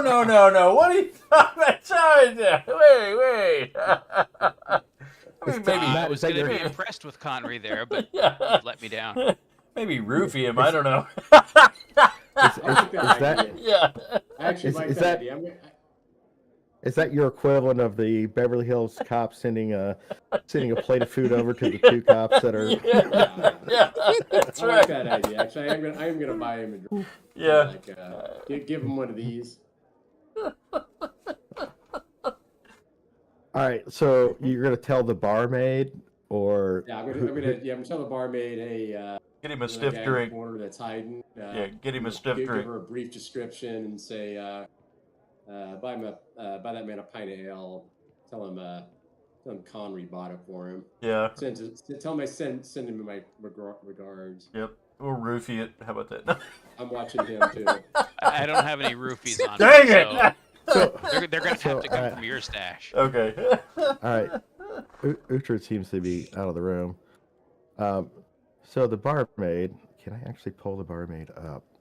Are we waiting? Sorry, I had a dog crisis there. Oh yeah. I don't want to waste a wole lot of time doing this. We're waiting for Zed. Yep. Right. Yeah. Why we're waiting for Zed? I'd say I want to let's make sure that he can't get away. I don't know. I want to pin him down. I want to make this. Well, I mean, we're not going to kill him, right? I mean. Oh no. We're not going to. No. We need to slow him down. Not intentionally. Yeah, we need to just slow him down a little bit. I mean, like an accident. His health insurance probably won't cover it, so but make sure that that's a little bit slower on the move, right? Who's that? That's the barmaid. That's the That's the barmaid. So when you tell her to send a pint over to the guy hiding in the corner, she looks confused by your request. I just kind of give her that nod, like, yes, he is. She shrugs and goes over to the bar and. I assumed you wanted him to have something stiff, right, Connery? Yeah. So I'll make sure that the barmaid knows that it's something stiff from Connery. Yeah. Okay. This is not the Department of the Navy, okay? Shot of whiskey. Shot of whiskey. Something potent. Yeah. Pint of ale. Okay. Yep. A car bomb. There we go. A car bomb. Shot of whiskey and some. She a Boilermaker. Over. Yeah, Boilermaker. Yeah. Whatever. Let's not overthink it. She goes over to Benlin, the barkeeper, and they kind of have a real quiet conversation, and then Benlin then waves over this guy that's always standing by the door, the bouncer, and they have a brief conversation, and then he goes over to the corner. I think you just got a date, Connery. Yeah, you just got it. Yeah. Just swiped right. Grinder. That might be what he gets. I'm sorry, Connery. You're going to have to take one for the team. That'll distract him long enough that we can get everybody out of town. And the bouncer says, "Oi, what are you doing back here? Get out from behind the bar. Get out of here." And the guy runs off like a scolded dog. And Oh no! I said I'm gonna make sure that he doesn't get out of the bar. I think once you put it in the hands of the barmaid, it was out of your hands. Yeah, well, I was gonna definitely make sure that he doesn't make it out the door. Well, all right. How are you doing that? So he starts to run. I guess roll initiative. Okay. Well, I didn't see this coming.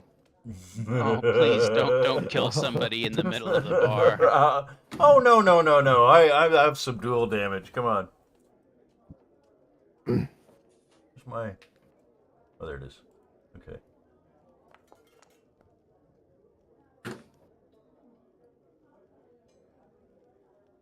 Well, all right, here you go, Brad. The combat tracker's up. Oh yeah.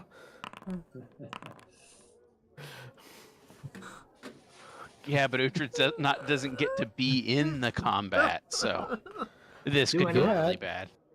Yeah, I get to. Oh, that's what Howard said.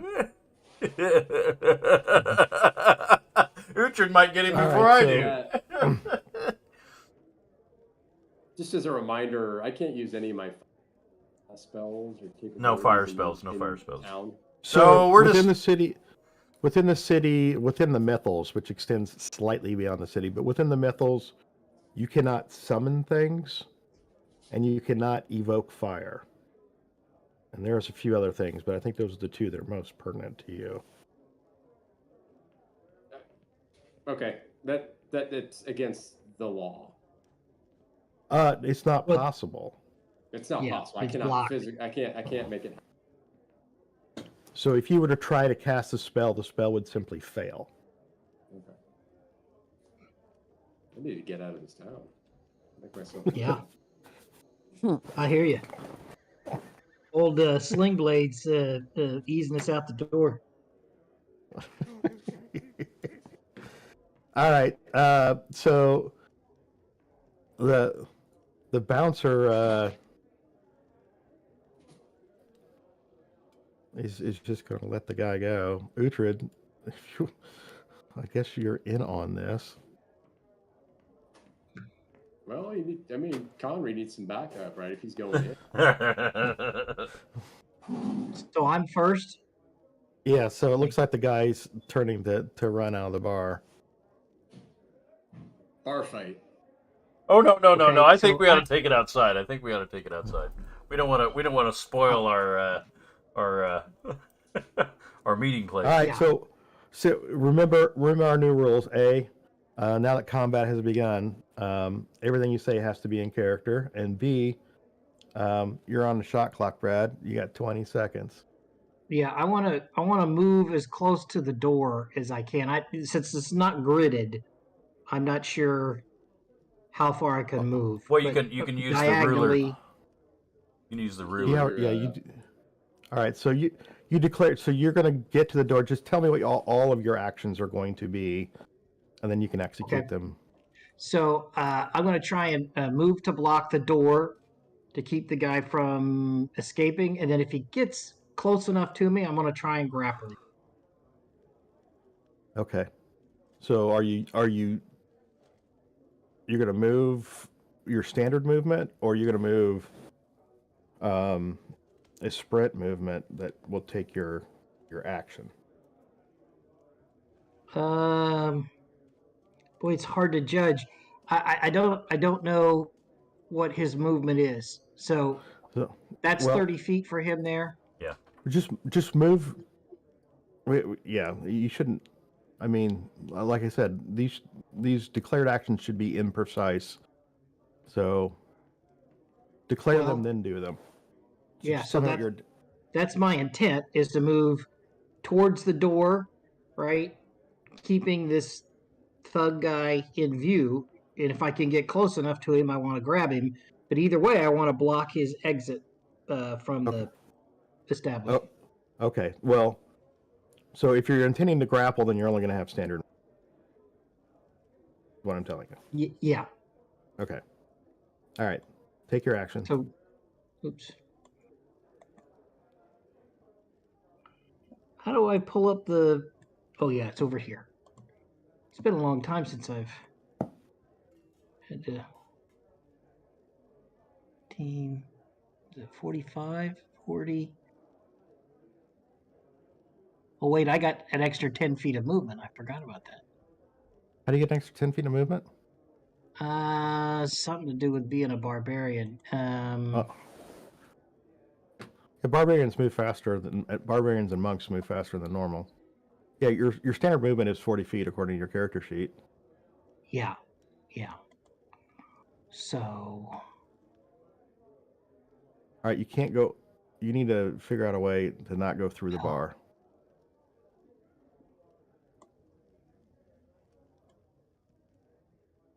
So there is 10.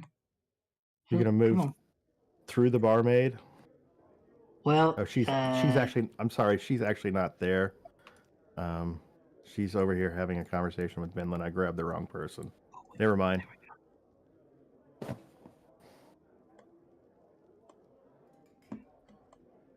Gotta unclick the ruler, right?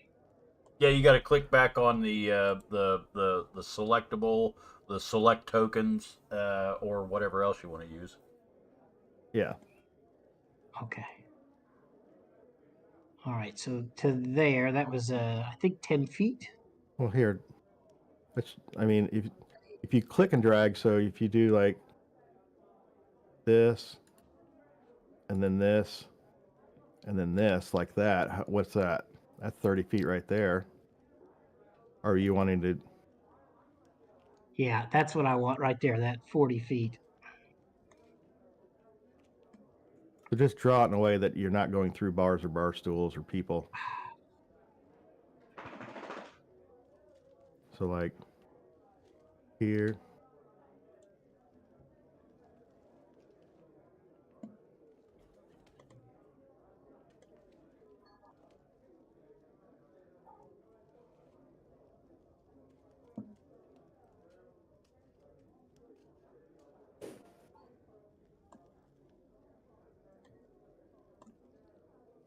God damn it. Connor, are you in the kitchen?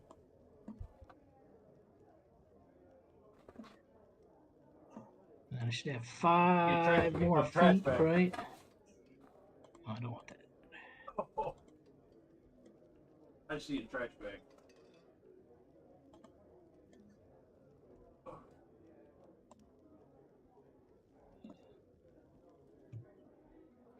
Okay. All right. And then I guess it's a held action, is that? Yeah, it's a held action. So if he's running by you, you can. Got it. Okay. All right, Connor, you're on the clock. Did he go AFK? Looks like it. I think that means he loses his turn, doesn't it? Shot clock runs out. Oh, I don't want to penalize him. I'm what the whole purpose of the rule is to limit the amount of banter and make quick decisions. And some of those decisions will turn out to be, not as ideal, but that kind of adds a little bit of chaos and fluidity to the whole combat and hopefully speed things up. I will just say that Ray is refusing to engage in any of this nonsense, and is gonna finish his dinner. Ray looks up, goes, "Oh, great, another bar fight in the Bright Blade. I think I'll eat my potatoes now." Yep. These are good potatoes. I will make some light talk with the people that aren't trying to get us thrown out of the city. All right, Matt, you're on the clock. 20 seconds to declare your action. He did not move yet. You're muted. You're on mute. All right, so he doesn't move yet for till the next turn, right? He moves after you. Yeah. So we gotta. What is it? What is it to move? Is it spacebar? Or just declare your actions and then you can do it. I'm gonna keep him from exiting the bar. So you're gonna move in his way. Yep. Now, hey, are the windows? Are they panes of glass? He can't just jump out the window, right? They are. They're like shutters. So those are window ways that have shutters. They're openings that have shutters. Okay. Yes. Well, I just have a feeling that that's the way he's going to go. I'm going to keep him. I'm going to block his way. All right, and so And declare the rest of your action before you actually execute it. If he tries to, so you're going to get it. If he tries to make it out the window, we're going to grapple. Okay. And I'm gonna do like a stunning strike or something. I'm gonna do an inconspicuous stunning strike. It's not gonna be like, full on. It'll be like You're not gonna boot to the head. Yeah, it's gonna be like a pressure point. It'll be like just a, one of those. You just right to the side of the head. All right. So right? you're not grappling. You're stunning strike so he can't get away. Yeah, that's right. Okay.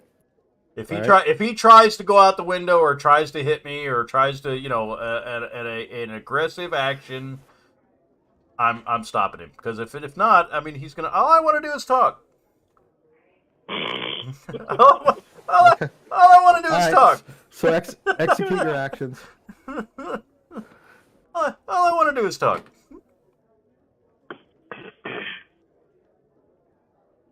I guess I should be right here. Can I move that guy? Can I move? Why can't I move him? Oh, that's right there. Why you give me that? One? I already drank one. That would probably not be good if I drink another one. Okay. 2 monsters in a row would be bad. All right, so he sees you and he starts to move, and he's going to try to go around you. I'm going to be like... Well, that's an opportunity attack, isn't it? Yeah. I'm going to be like... What? Assuming that you are going to take it, yeah, that would be enough. I'm going to be like, one moment, sir, before you take leave of us. Well, no, you declared your actions. You didn't say you were going to engage him in conversation. You said you were going to stunning strike. If he tries to aggressively, I'm going to be like, hey. You said if he tries to get around you. I said in an aggressive manner. I did say that. If he's trying to do an aggressive, I'm gonna hold up a finger. I can hold up a finger. That doesn't take very long. Mm-hmm. I'm gonna be like, okay, all right, but he's just gonna ignore you and keep going. Then I'm gonna stunning strike him. I'm gonna be like, you've seen Presidio, right? Yep. Yep. It's the scene from Presidio. That's exactly correct. I was actually thinking about that because it's at the bar. It's at the bar. Oh yeah. Where he takes the guy out with his thumb. Yeah. That's why I did this. Look here, Sonny. Yeah. Wow, now that is a movie I have not heard quoted forever. I think that might be the first. Presidio. Yeah. Okay, so I need to do a stunning strike. That'd be an unarmed strike, correct? Yes. Okay. And technically, I could do, if the first one doesn't work, I could do the second one and the third one.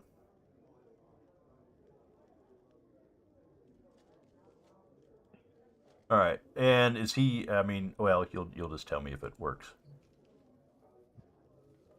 Is this going to be a surprise? Is this possibly a surprise? No. I doubt it. It's a surprise, just not in the way that you mean. Yeah.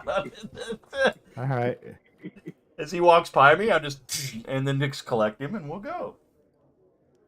Yeah, well, you kind of ran at him, right? So. Sir, wait a moment. Oh. Your bill, sir. Yeah. Do I need to? I need to click. Conray's such a Karen. Yeah. All right. So we need. Where is it? It's under a bill. No, it's under features, right? Okay. That's gonna hit. Okay. Then we use the key point and saving throw. Is that what? Wait a minute. Why am I?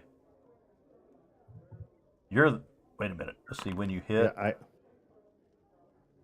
Okay. Is he stunned? No. Roll your damage. Okay.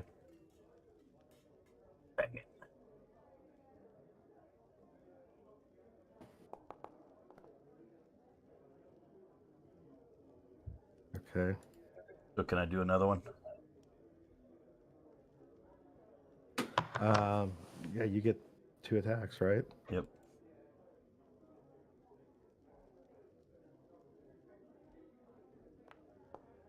Nope. That He's hit. gonna miss. Whiff. He slips out of that. Okay. Well, now he's got. Good door. Now he's got. So you- Now he's got. Now he's. Now, I mean, he could have just dealt with me. Now he's got to deal with Uhtred. All right. I was trying to save you. I was trying to save you, man.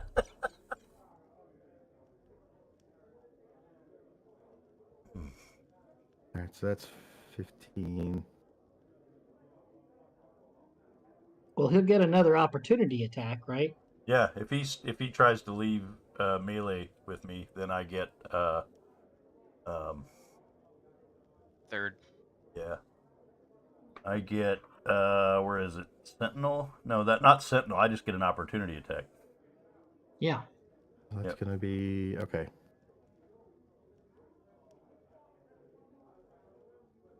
All right, if you're gonna take your opportunity attack. Where's he going? Is he just trying to go past me? So, yeah, but you're facing the wrong way. That's never been an issue in combat before. If we talking it through. I mean, just talking it through because I'm just talking it through just because I never thought about it, but yeah, I mean, I would agree with you, but I mean, we've done it the other way in combat, half a dozen times. Because all I gotta do is spin around. You said spinning around does not take actions or.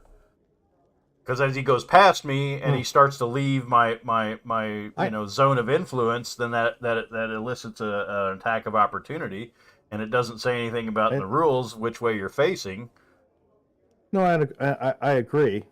Because as soon as he goes past me, as soon as he starts to go past me, I'm gonna kind of move, and the fact that he's not been affected, I'm gonna kind of follow him. Okay, so it's up to you. I'm fine with that. Just bear in mind that's also going to be true of monsters. Yeah, it's been true of monsters. We've elicited attack. Yeah, we've elicited attack of opportunities before. Okay. It's actually been an issue. It's just and that's fine. We've used it before. I just wanted to talk it through. No, okay. I totally agree with you. Because it shouldn't me moving from this position to this position, and then as he leaves my zone of influence, he elicits the attack of opportunity. Okay. Okay. Roll your attack. All right. Looks like Aaron just got a message. Oh, that was almost a 1. And all right. you need to for me. So every attack you do this round is subject to the stunning strike, right? Yes. Okay. Roll your damage. Do you need me to put it up, or do you still see it up there? Oh, I see it. I just scrolled up. Okay. Normal, correct? It's not. 19 is not a crit. Correct. 19 is not a crit. Okay. All right. So he's taken a total of 14 points of bludgeoning damage so far. I have it at 13 for some reason. Not up. If you scroll up, unarmed strike. Oh no, the attack roll. No. Sorry. You're right. I had to scroll up one more. Unarmed strike damage is 8 plus 5. Okay. All right. So Uhtred, he has now absorbed several blows from was he stunned? He was not stunned. He kept going. Oh, you rolled a. Okay, there it is. All right, I see it. Never mind. All right. Uhtred, you're up. I'm trying to remember how we did grappling now. I didn't actually have to roll to It was hit. an attack. strike. Yeah, it is. It's an unarmed strike. It is an unarmed strike. Give me a moment. I'll pull it up. Okay. You should have let me know ahead of time. I would have had this ready. Well, I didn't know. So it's an attack roll. You have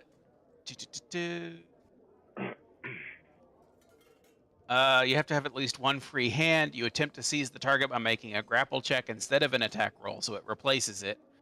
It is a strength athletics check contested by the target's strength or dexterity. The target gets to pick.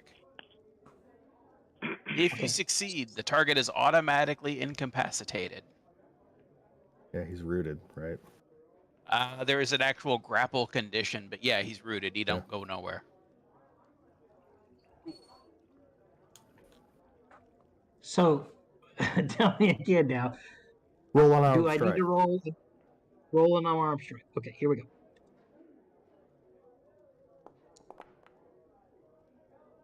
That's gonna miss. Damn. No. It's not an attack roll. It takes the place of an attack roll. I thought he had to roll an unarmed strike. No, it takes the place of. Okay. So I roll a strength. You use an attack action to make a special melee attack called a grapple. Okay. The grapple attack is a strength check contested by strength or dexterity. Okay. So Uhtred needs to add his strength to. Just roll a strength check. Yeah, roll a strength check.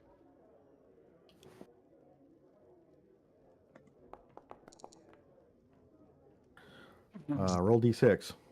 Oh, Okay. Uhtred's gone limp. Hold on a second. Don't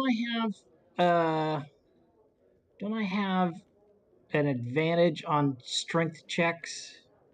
As a When barbarian. you're I don't know. when you're raged, I think. Okay. Let me just check something right quick. I'm sorry. It's all right. How could something like this just be so simple and like it's like suddenly we're, you know? It's because you guys were drinking before you went into a fight. It's because I rolled a 1. Oh, I didn't. You're supposed see to this. wait at least an hour after a meal before you take any physical activity. Yep. Oh, Suddenly dealing with a red dragon or something.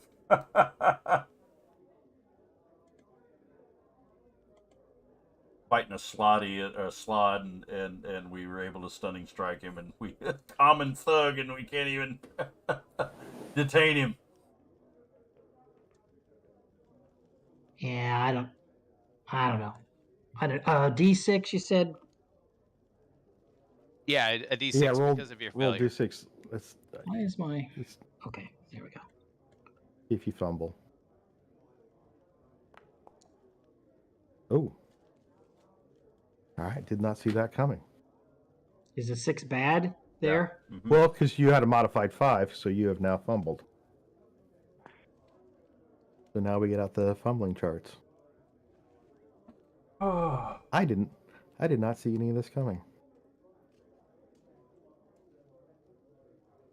See, that's how we entertain you, Howard.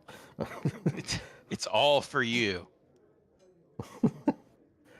All right, so this is going to be a melee weapon, right? It's not ranged and it's not thrown. Maybe natural. What?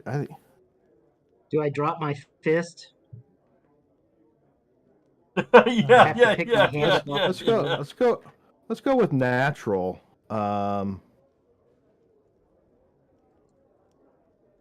Stubbed his finger. We'll go with the natural weapons.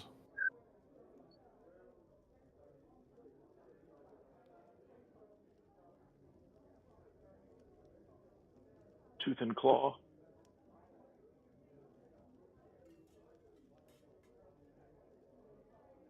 Okay. Roll d10.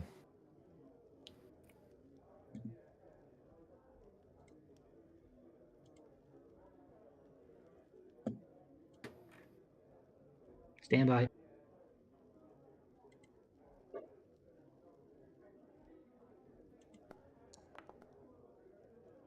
What do you roll? 7. 7. Slip up. The attacker loses its footing. Roll dexterity. Acrobatics check. DC 15 or fall prone. Okay.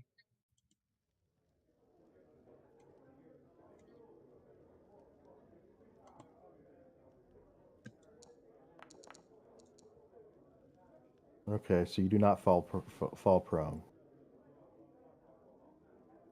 You just lost your footing as you went to go grapple. Yeah. And your turn has ended. And melee attacks are now made at you at advantage for the next round. Okay. The barmaid didn't clean the floor. Yeah, Apparently. yeah. Spilled ale over there. I think he's tipsy from the drink, but that's just my theory. All right. So 1, 2, 3. Okay.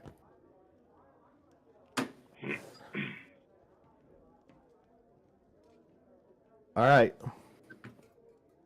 He absorbs your blows. He dodges your attempts, and he is headed for the door. The bouncer, seeing all this,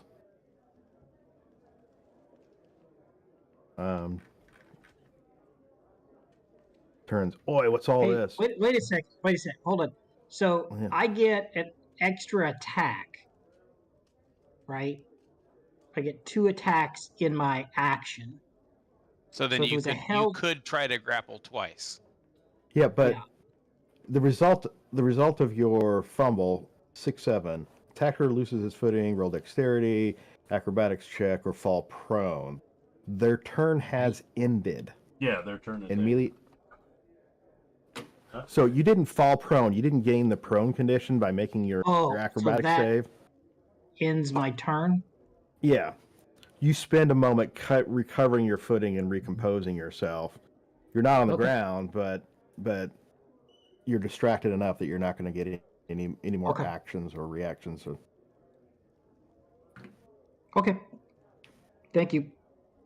All right. The bouncer says, why am I not? Oh, because I had the control. Oh, get out of here. And he comes over, gets in Connery's face.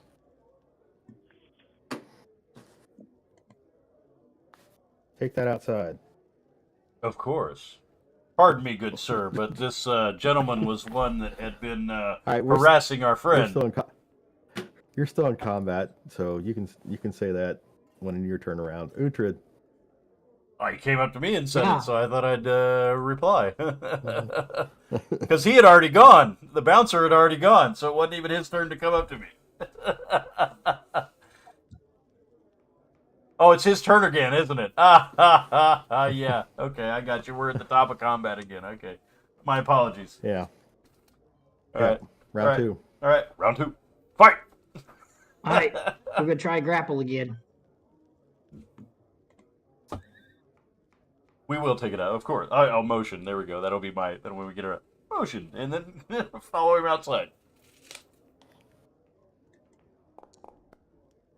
Oh, come on! Right.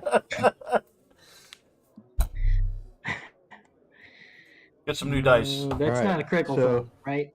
That's not a critical. So you can make a second grapple attempt this time. No. Right. So I thought the grapple replaces his entire attack action. So instead of an attack action, he has a grapple action. Right, but would he still get 2 attacks as a barbarian? He gets 2 attacks if he uses an attack action. I don't think he gets 2 grapples because that's not an attack action. I would disagree because that would be the same thing as an unarmed strike. I would get 2 unarmed strikes. Read the text of the grapple rules, Mike, for us. What am I looking for? He wants. So you said that the action the grapple action, you don't have to roll to hit because the action is not an attack. It replaces It's a contested that. action, right? Right. So he's saying that So you you would only- not have. You're replacing the attack action with a grapple action. Right. You can. It says if you are able to make multiple attacks with the attack action, this grapple attack replaces one of them. There you go. So Okay. he could grapple them and then pound the crap out of them. More So specifically, it says it replaces one of the attacks that you can make, provided you can make more than one, not the entire action. There you go. Okay. It is All right, possible for a fighter with 2 attacks to grapple an enemy and then stab them with a weapon, for example. Or grapple But is them. it possible Yes. if you That is fail on the awesome to know. grapple, you To can make it- grapple again? Yeah, because it's another attack. It takes place of the second Just another attack It attack. action. replaces an attack. Okay. Yep. I mean, if it was fair a enough. catastrophic failure like last time, that's No, why I only it's got to not. make one. Yep. So Brad, All right. I'm get just some clarifying. new dice. Let's go.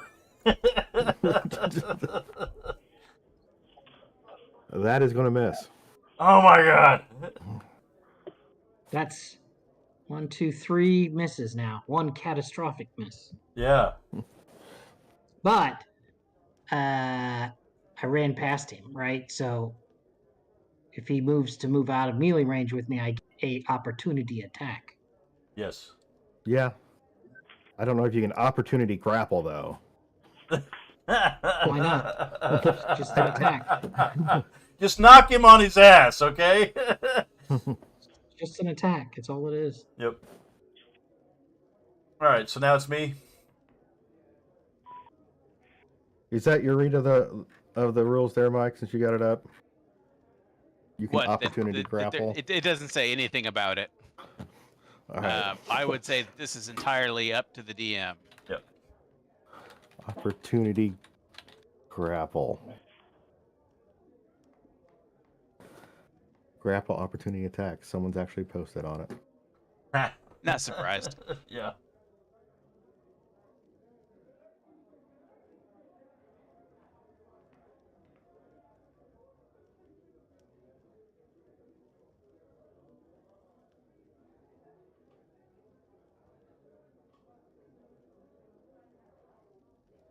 So I just got done with massage, and the therapist was like, "Wow, your back is so."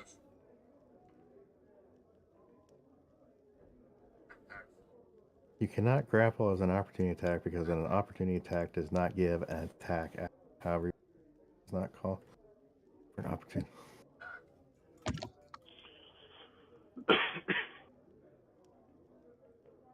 All right, there's a lot of disagreement on it. Is what I'm reading. I would just say I don't think I would do an opportunity attack for grapple. It's kind of a snap thing, whereas a grapple you're trying to position yourself, however briefly. And I don't know. I would disagree, but whatever. it's up to Howard. Yeah, but as your attack, can you kick the legs out from under them, make them go prone? That would be like an opportunity attack. Well, But not it a would grapple. be it would be a called shot. That would be a called shot. That'd be a called shot unarmed attack, I guess. Well, I'll punch him. If nothing else, I'll punch him. Punch him in the freaking head. Punching him in the head is a called shot, also. By the way.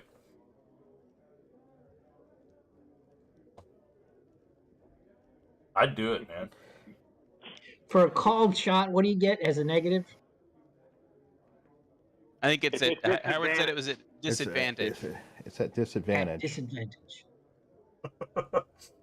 And as bad as things have gone, I mean, how much worse can we?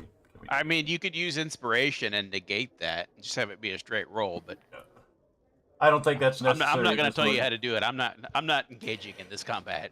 So, all right, moment. We need to get this over with so we can get onto the meetings. Ted's going you to need come to be back. and using a the melee bar's attack gonna be action on a trashed. grapple, and you can only do that on your turn. So,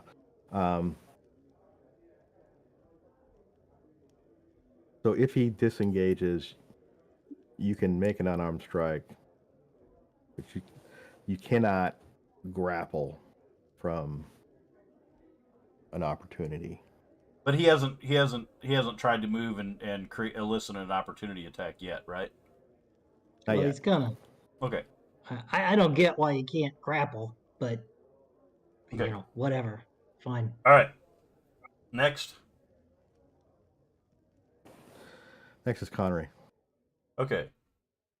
I'll motion to the bouncer. Of course, we are taking it outside, my good sir. We have a disagreement with this fine fellow, and we will get to the bottom of it.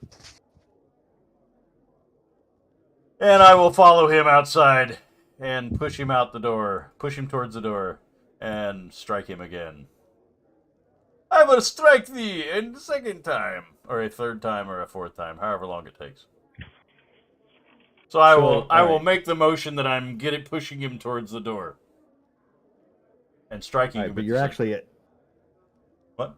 You're hitting him, or are you pushing him? I'm pushing him, of course, but since I am trained in the art of unarmed combat, they will be intended to deal damage.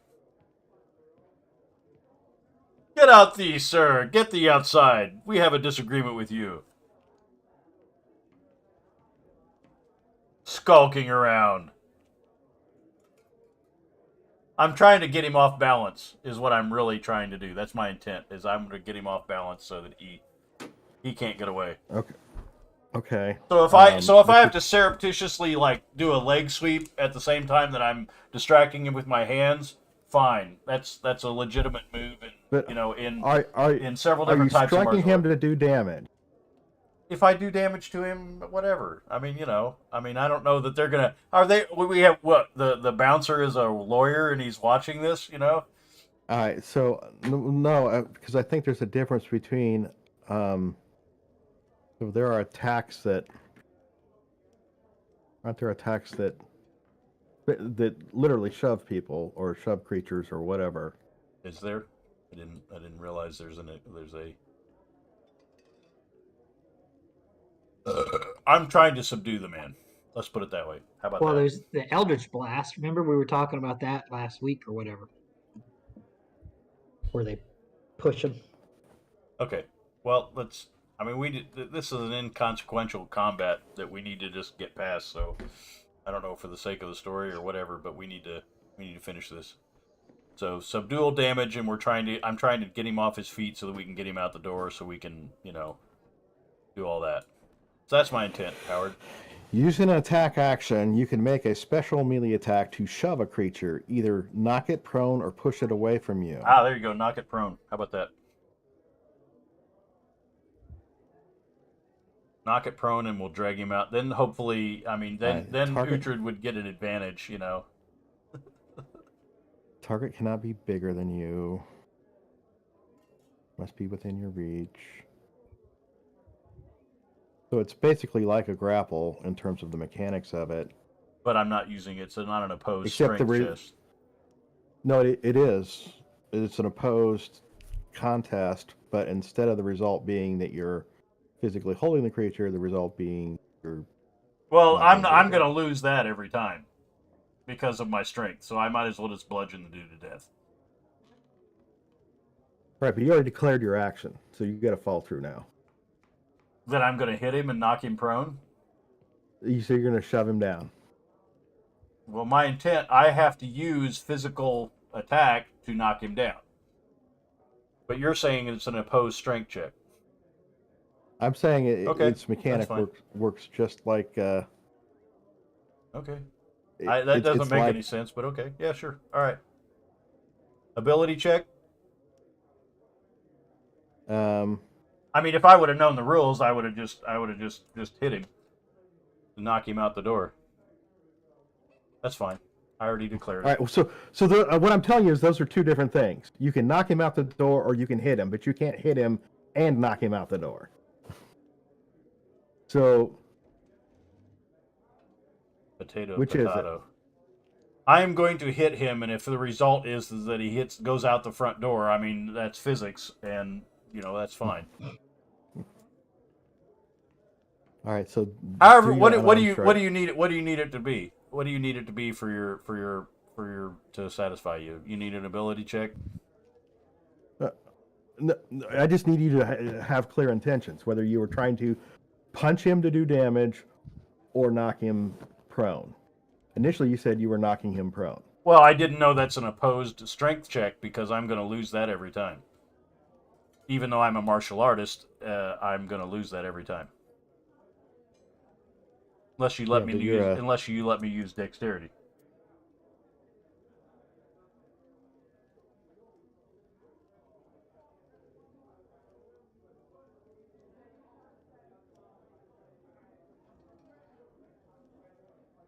Did you freeze? Are you still there? No, I'm trying to see if there's a rationale that you would use dexterity instead of strength.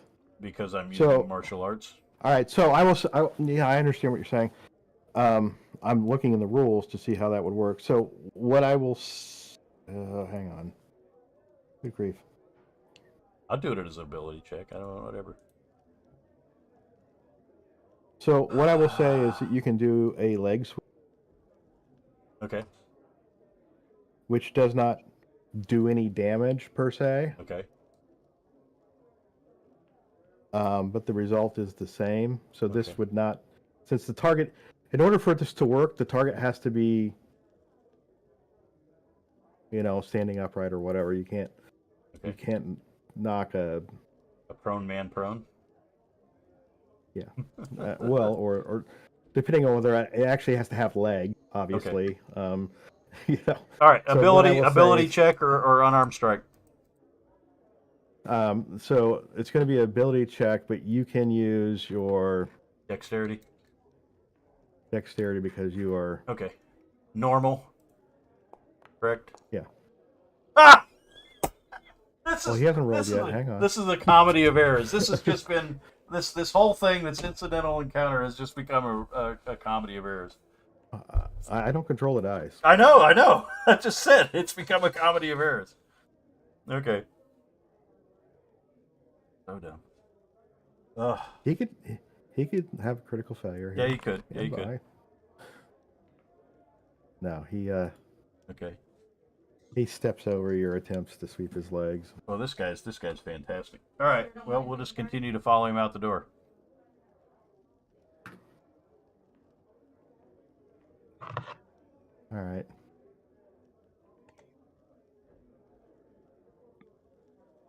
Because I moved like 10 feet.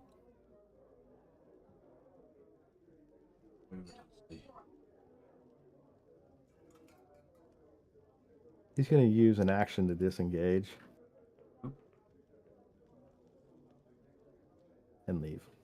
So did I get an attack of opportunity then? No, he disengaged. Oh, okay, yeah. I'm sorry, I didn't hear that.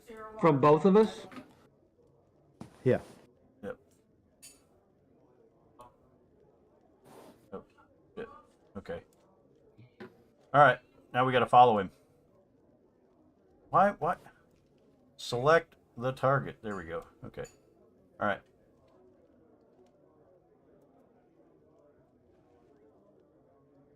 Who's next? Hey, the bouncer.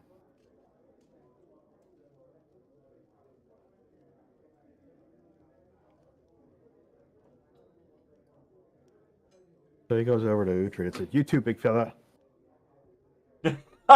Please tell me he's not going to be grabbing hold of him. No, he just gets up in his face. Okay. Or not literally in his face because his back is turned, but yeah. Yep. All right. No one else is getting in on this action. I'm Oh not no. No. Uhtred?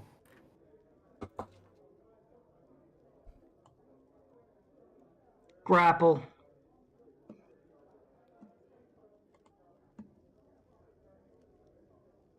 Okay.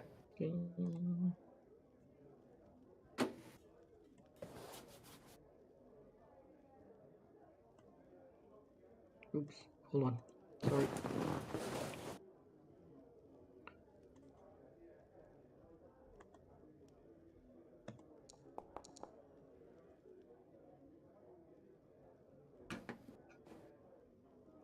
That's a tough number to beat.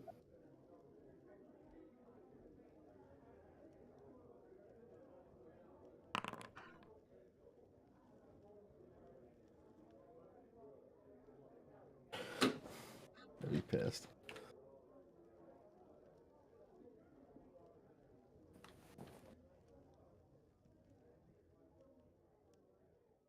I almost wish that was on.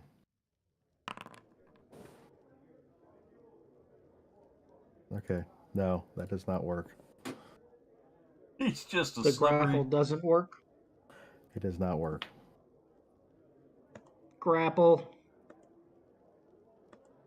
This guy is just ducking and weaving like a pro dodgeball player. He's in fear of his life.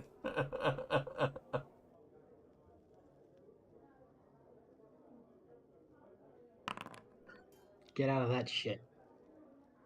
No, that's not. He's not beating that number. All right, so you've grabbed him. I'm gonna say by something hanging off his back or something.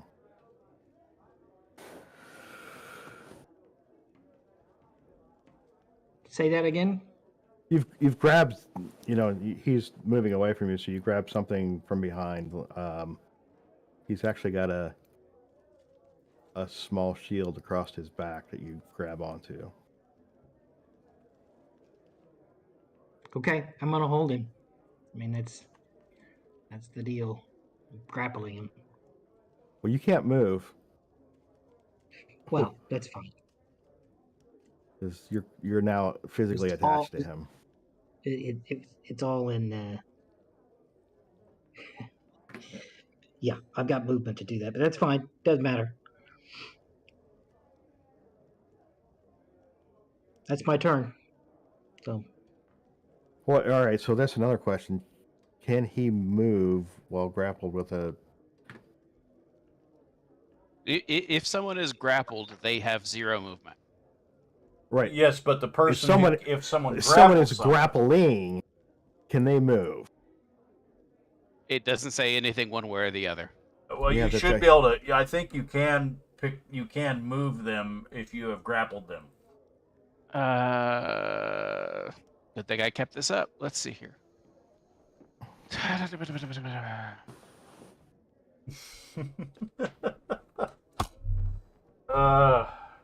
We need to get the.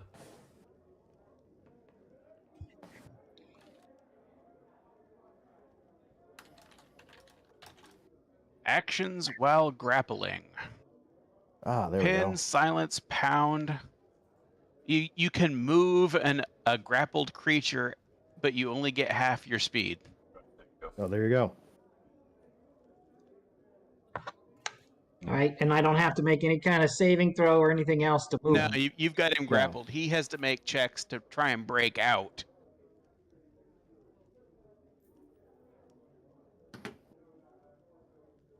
So. All right, so I only spent like 10 feet to get here, so I'm gonna move this dude. Oops, I need to turn. I'm gonna move this dude over here on the side of the building.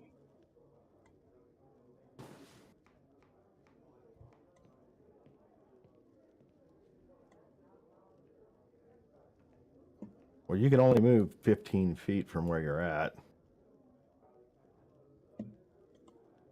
Because you're taking double movement.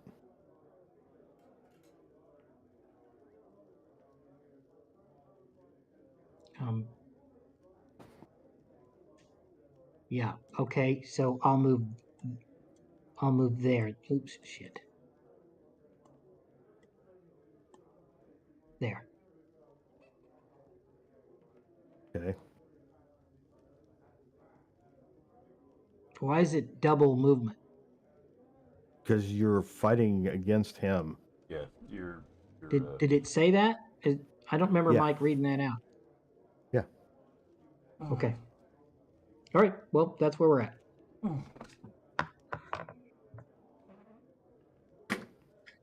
All right. My go? It is. All right. I'll head out. And he's got the guy grappled, correct? Yep. All right. Yeah, he does. All right.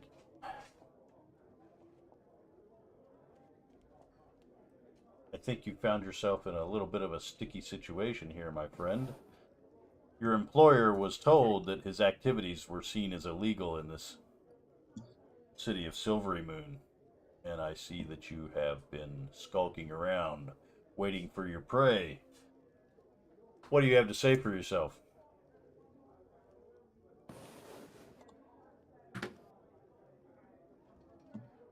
All right. I assume he has his arms or something, right? He has what? I assume he has his arms or something. What has he got? Because if he reaches for a weapon, I'm gonna tag him. He does have his arms because Uhtred's got a hold of him from his back. All right. So does he have a sword on him, a dagger on him? What does he got? He's got a long sword, 2 hand axes, short sword. He's wearing chainmail. Holy crap! He's a walking freaking arsenal. He's an adventurer. Yep, I know. What would it take to disarm him? Is that going to take a grapple? What's that going to take? All right, so you need to declare your actions, then do them. I'm asking you a rules clarification because I do not know. A man is grappled from the back. He is standing there with his arms free, so I'm sure he's going to fight me. I would assume it's a grapple. I don't know. I'm just. What do you want? I'm asking him a question, and he goes next, and I'm going to declare my held action that if he reaches for a weapon, I'm going to strike him. There you go. Okay. Is that what you want? Yeah, that's exactly what I need. Okay, that's pretty good. And I warn you, I will, don't do anything stupid. Let's put it that way. What does he have to say for himself? Anything? He starts screaming, "Guards!" But as soon as the first "guh" comes out of his mouth, I'm gonna punch him. Well, no, your held action was if he reached for a weapon. Okay, all right, I got you. All right, let him scream guards. Okay, all right. He told him to answer, and he's answering. Okay. He didn't answer though. He just screamed Well, guards. he doesn't have to comply. No, yeah, I understand. No, I'm not complaining to you. I'm not complaining to you. I didn't think about that. I didn't think of if he does anything or screams for the guards, then I hit him. All right.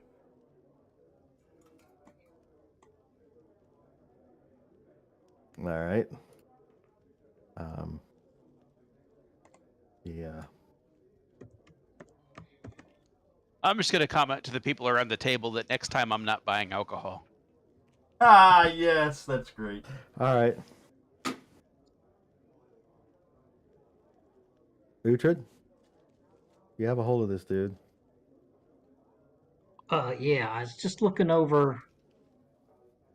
To make one of the following special attacks against the creature.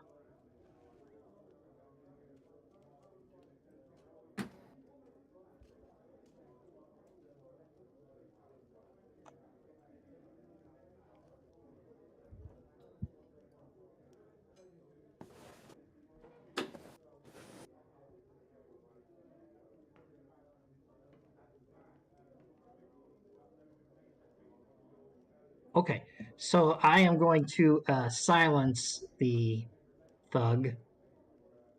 Okay. And that involves making another grapple check. And if I succeed, the creature suffers silence effect until my next turn. So you modify your grapple to muzzle him. Yeah, well, with one hand I cover his mouth. Yeah. Okay, stand by.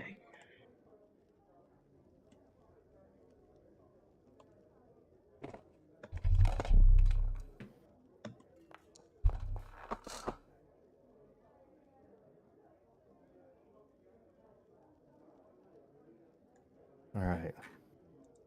Now that he is grappled, does that change the contest at all? No, it's the same. I don't contest. think so. Yeah, I don't think it's still Uhtred's strength against his strength or dex. I didn't know if he was at a disadvantage because he's now held. If I don't think so. If Uhtred uses both hands, I think he would be at a disadvantage. Yeah, I don't. In reading that, I don't think he would be. I think it's just it's a whole new grapple check. All right. So Right. Does it matter that he's flanked? Would it be a disadvantage if he's flanked? I don't think so because Conry's not grabbing him. You know, if we had like a three-way thing going and he was the Oreo or he was the vanilla in our Oreo. In public. Maybe, yeah. Not that kind of bar. Well, it's down by the riverside. You know, there's some stuff goes on down there. You know, but yeah, I don't think he would be at a disadvantage. All right, so he just. Oh wait, hold on. Defender's holding the item with. Oh no, never mind. I was looking at disarm, and it said if I was going to try and disarm the guy, and he was holding it with two hands, I would be at disadvantage. Yeah, he's not holding any weapons. Anyway, all right. There's just a regular ability check. Normal. Oh. Okay. You muzzle him. Okay.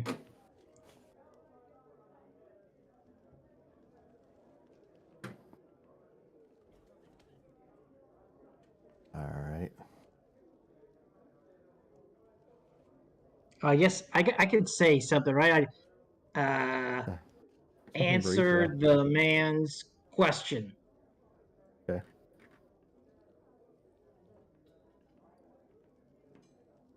Is that intimidating? Should I roll an intimidation Yes, absolutely. Roll? Absolutely. Okay. Yeah. I don't think. Lick his ear while you do it. Yes. Can I get advantage by licking his ear? Yeah. Yeah. No. You look mighty cute in that there chainmail.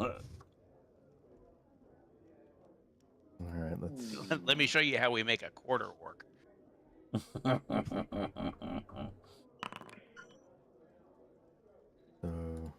Oh.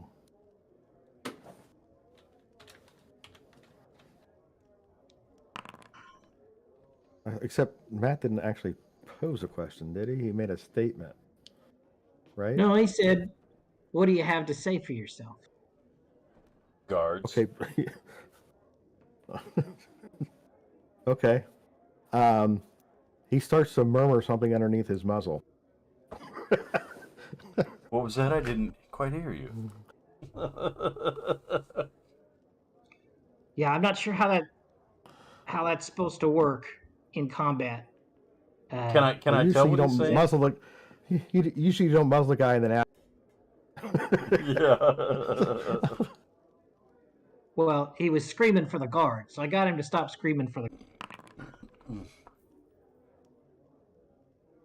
But I mean, as far as actions and reactions and all that, I mean, I don't know. I could lift my hand up a little bit, see what he's going to say, clap it back down if he starts screaming for the guards again.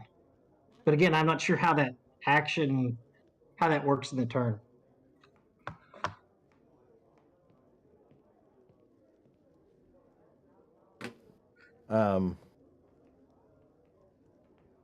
Yeah, I'm not sure either. How about we move to the cinematic version of this and just get to the bottom of it? All right. Well, he is not really actively resisting. So I could say that effectively ends combat as Zed walks up.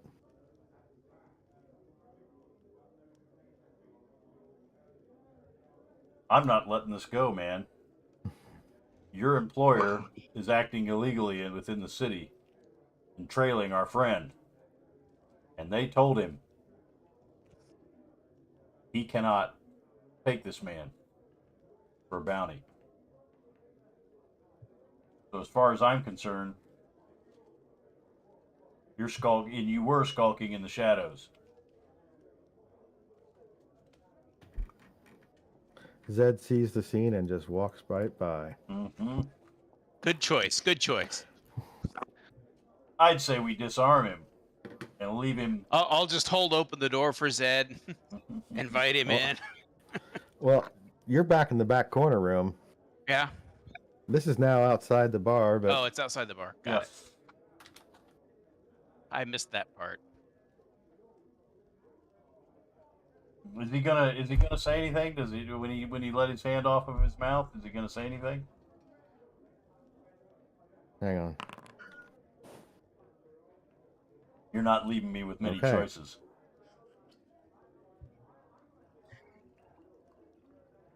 All right, so Uhtred, Connery has posed a question to, or made a statement more than a question, but you gonna continue to muzzle your? No, I just wasn't. I was willing to let him talk. I just wasn't sure how. Now that we're out of combat, I'll ease up on the muzzle and let him respond, unless he starts screaming for the guard again. He unmuzzled.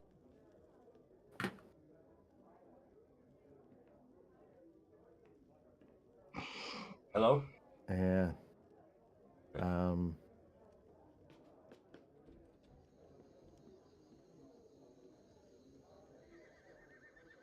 Coming up the boardwalk, which is literally the boardwalk. A knight in silver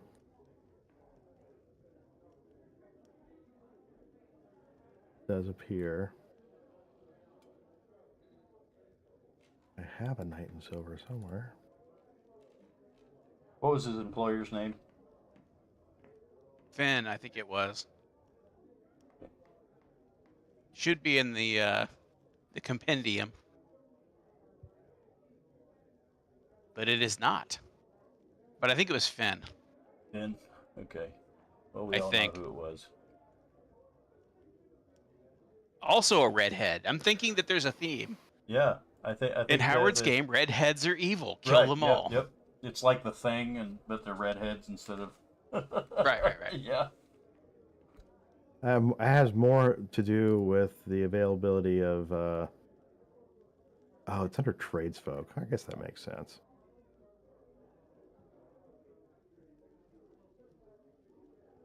There we go.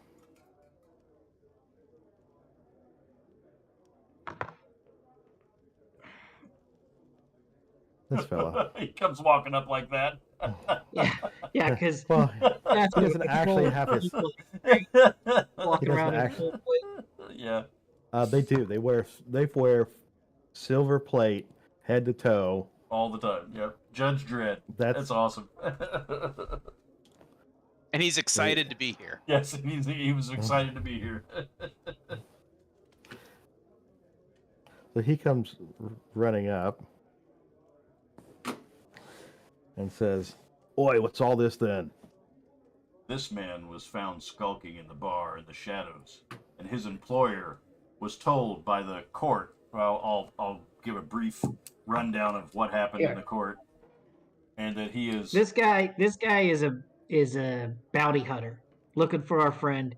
We've already taken him in front of the courts here in town for bounty hunters that he works with, who were told that it would be illegal for them to collect their bounty in the city limits of Slippery Noodle. Slippery Noodle. we were trying to detain this guy so that make the message clear that that's a legal activity and he shouldn't be doing it here in town. The bouncer and the barman can corroborate our story that he was skulking in the shadows in the bar, waiting for our friend to show up.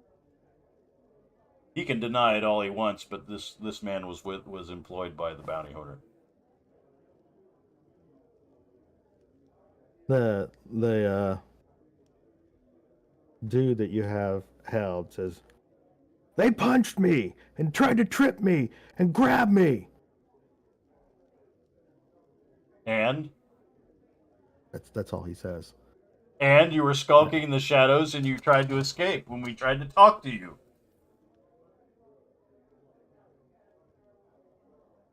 You were gonna waylay our friend when we left town and seize him or kill him, and you want to talk about the fact that we tried to talk to you in the bar while when you're found skulking in the shadows.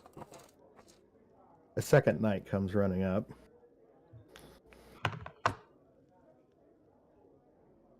Cut purses, thieves, assassins in the city, and you want to claim innocence.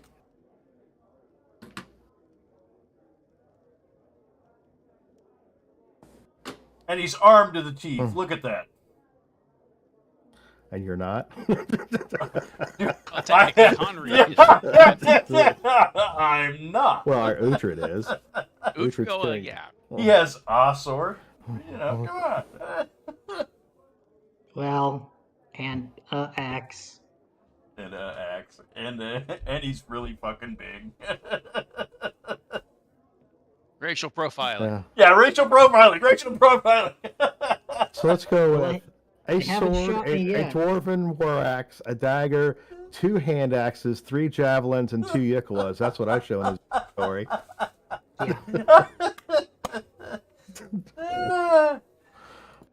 But this man was found armed to the teeth, skulking in the shadows, waiting for our friend. All right, so Benlin steps out now that the law has arrived. And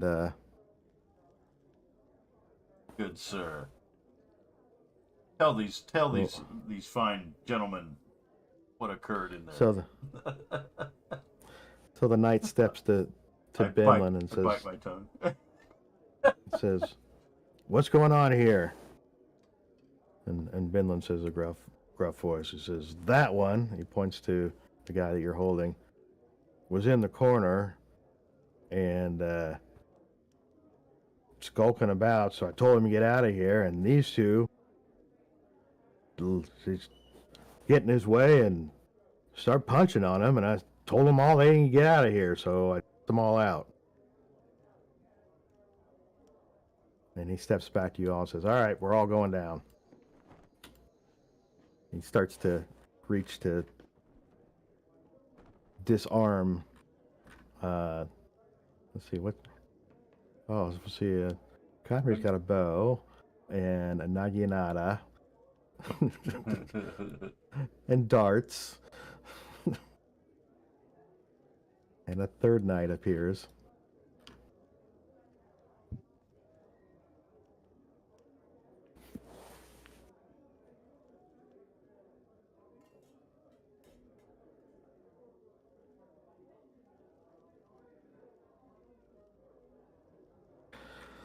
And so they start to the process of disarming you.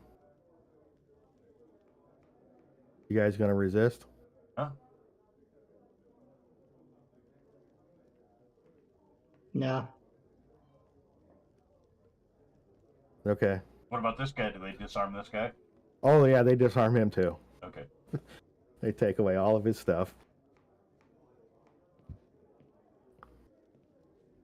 And they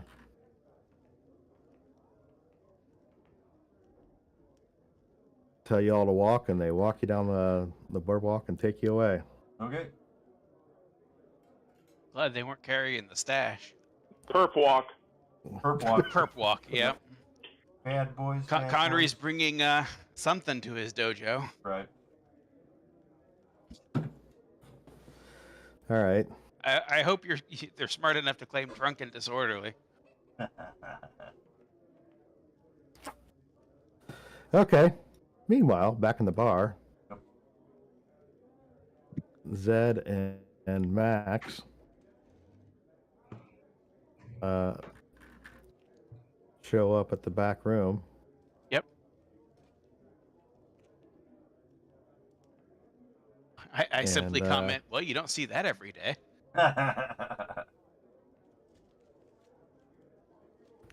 And he says, well, in here you see it now and then, but I was never thinking I was going to meet anyone involved in anything like that. Yeah. I'll give him the Cliff Notes version of what it is, since he was involved with pointing us in the direction of Springglade to help so LaFay. as you start to talk, he kind of holds up his hand as though to stop you, and he shuts the door. I assume that, yeah. Down, and then gets out his little cone that he sets on the table, which effectively Cone of silence. Yep.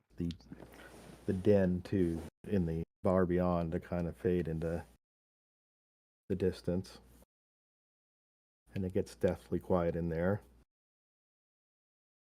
And he says, "All right, now what's this about?" I'll give him the Cliff Notes related to that guy being associated with the guy who was bounty hunting LaFay. That's what that's all about. Our companions were simply too enthusiastic. Subtlety isn't necessarily something that's big on them. Unfortunately. Okay. But now it's more important to talk business. Right. Yeah. Unfortunately, Connery happens to be wearing one of the items. Oh, that's right. So I will detail what we found in. We're gonna be selling it. I detail the contents of the cache, and then our intention to purchase. Excuse me. The wand, the eyes, and the ring of protection. Although we're kind of stuck with the ring of protection since Connery just went to jail with it. Along with the scroll, the great sword +1, the spell book, and then the anklet, the golem anklet. Okay. I do ask Zed the spectacles look on me. Yes, Zed. I'm sorry, what? I do ask Zed how he thinks the spectacles look on me. Well, there's actually a whole mask. You've got your whole domino mask thing going on now. Yeah. And I will remind Howard that we need to clear 2,680 ish to be able to keep all the items that we want to keep, and whatever the difference is we will have to pay for out of party funds, because that's what we do. Okay, so hold on here. Where did I put my spreadsheet's locked up?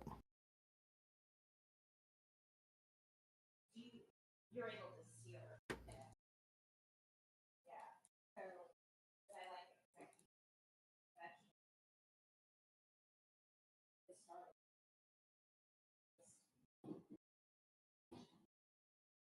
There we go.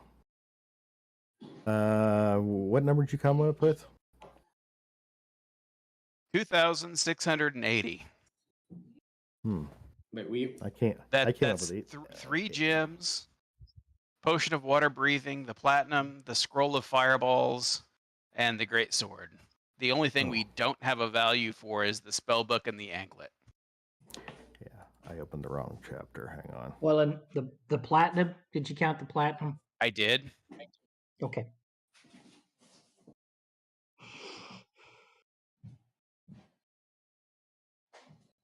And I recall that we decided that if we couldn't keep everything, that the eyes of the eagle are the first thing on the lot. Okay, there we go.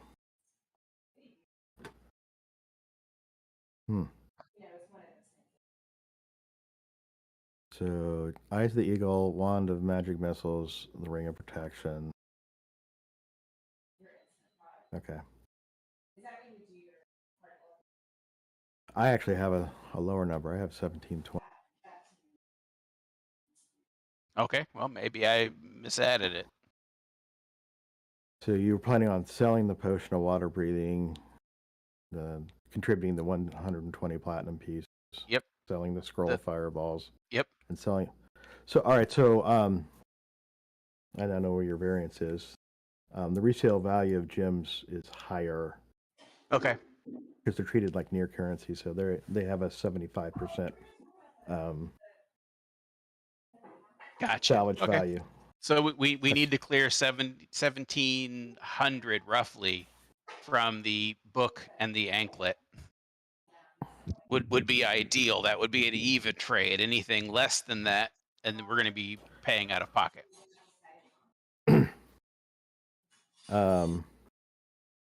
So he says, let me look at the spell book.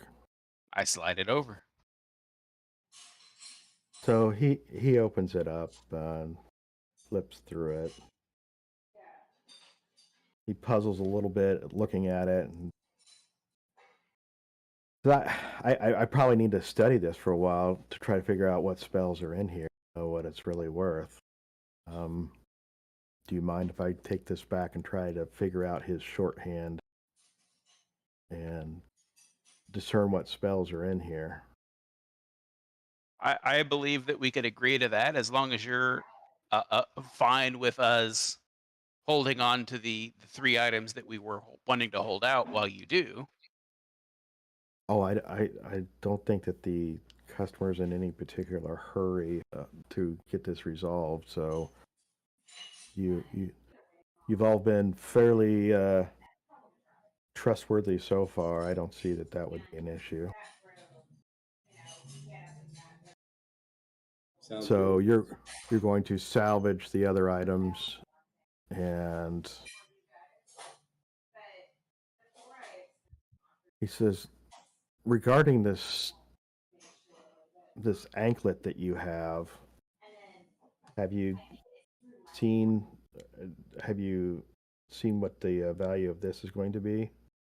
No, we not very familiar with golems, and well, not so many people know. He says, I think from what I know, and I've never actually constructed I think from what I know is, in terms of the enchantment and the magic power, it's bound to that single golem. So if you've destroyed the golem, then there is no magical property to that. What if we go get it? Oh wait, I can't say anything. Golem? You can't say Nope, anything. never mind. I'm not there.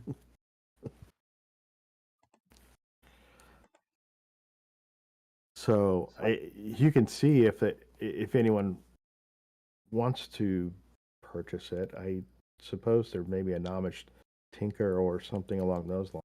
You mean a gnomish? Did you say Amish?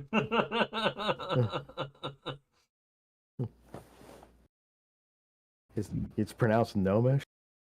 I thought it was pronounced gnomish. I'm pretty sure it's pronounced gnomish because Amish is a whole different thing. Yeah. I mean, they Gnomish both have or rockin' Nomish? beards.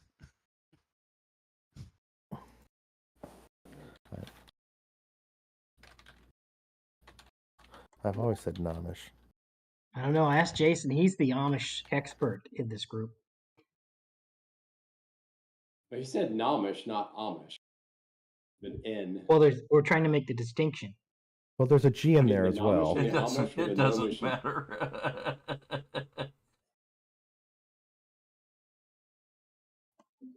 Are the gnomes a cooperative society? Generally.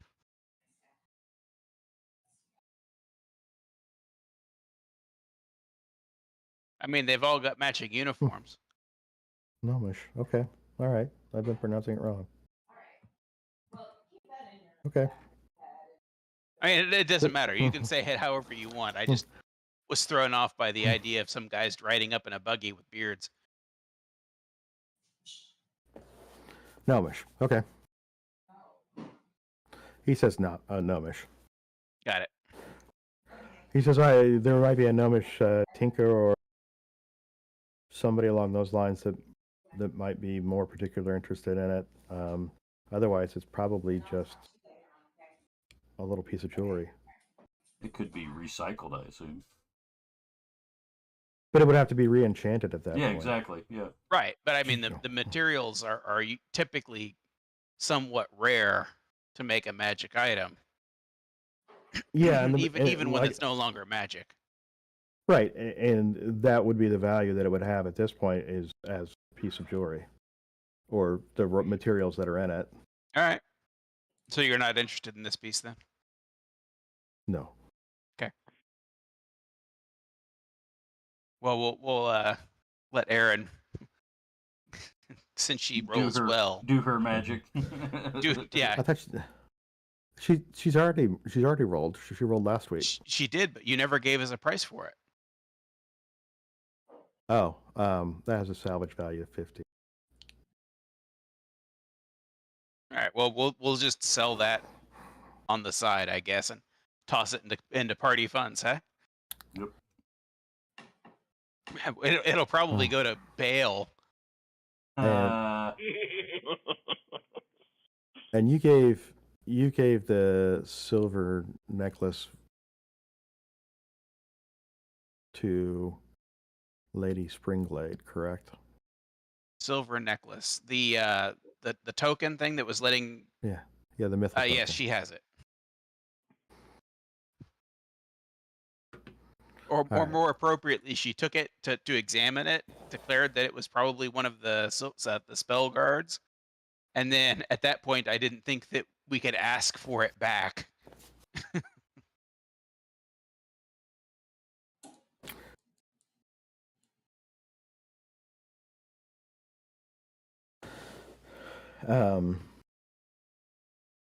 Very well. So I will try to understand what this book has in it. And then if you want to try to sell it based upon what we learn about it, you'll be in a stronger negotiating position to negotiate your best deal. All right. Hey, Zed, do you know about Slades? Because we found one under the city. Well, I was just about to ask you what it was that you went through down there. You found a slod? Found and killed, but it appears that it laid an egg successfully that has hatched. Oh, indeed. Indeed. You wouldn't happen to know anything about tracking them or detecting them in some way. I suspect that we're going to have to go back down and get it before it causes even more chaos. And also, I hope you didn't use the butcher on Fallmore Street. No, actually, the farmers that tend my farm raise our livestock and so forth. They do their own butchery, so lucky. Occasionally, I think we've sold some animals there. Unfortunately, he was the one that the egg seems to have been implanted in. Oh. And he didn't live? He did not. We still have the remains. We plan on using Speak with Dead tomorrow. You're going to talk to the butcher? Attempt to, yes.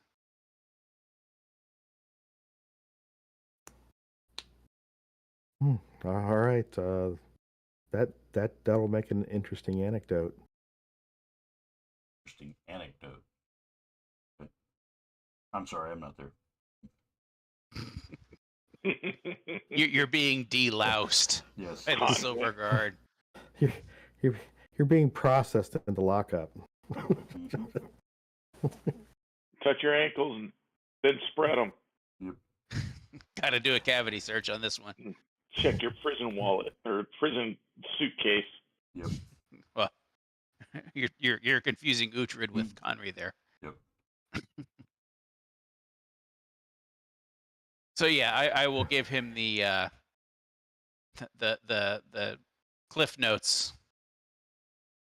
You know, Bloodsport, Malar, Butcher, Slod, purple screamers, So dogs dead.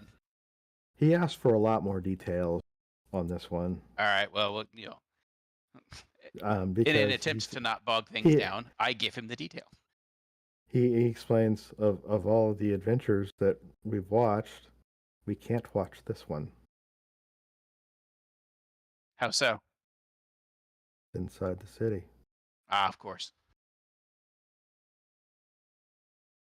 I gave him all the details that are fit to give, and then even the ones that aren't. The fact that it casted illusion, it flew around, it did a fireball inside the city limits. Oh, that it had about the charm that it was held. Yeah, I was getting to it. the fact that it had a probably stolen or taken from a corpse charm that allowed it to cast spells in the city. That it laid at least one egg. We don't know how many total. That it is dead, although we can't tell you where the corpse is. If you're interested, you can meet us to the east of the city tomorrow. He says, "Oh, no, thanks. I'm you go right on ahead." If you need any parts of the slod before we bury it.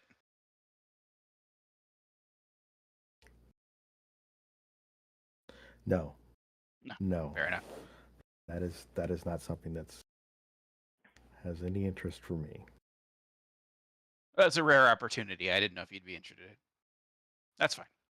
I try to stay away from those creatures as often as I can. I don't blame you. They're horrible, horrible creatures. Yeah, just go down through all the facts that we know. Okay. Leaving out Lady Springlade's involvement and the fact that her pottery shed is the current location of said bodies. I'm leaving that part specifically out. Because Zed introduced you to Lady Springblade. He did, but I'm not getting into that. Compartmentalized information. Ah, very good. Okay. He says, "Well, I suppose we should reconvene after I've had a chance to study the book. And there's usually there's a couple professors at the university that buy these things now and then. So that's probably a good place to try to peddle that particular item." I'm going to ask him if he's got any other work lined up. I think we might be busy. Well, no, I'm going to mention the fact that, yes, we might be busy if he foresees any future.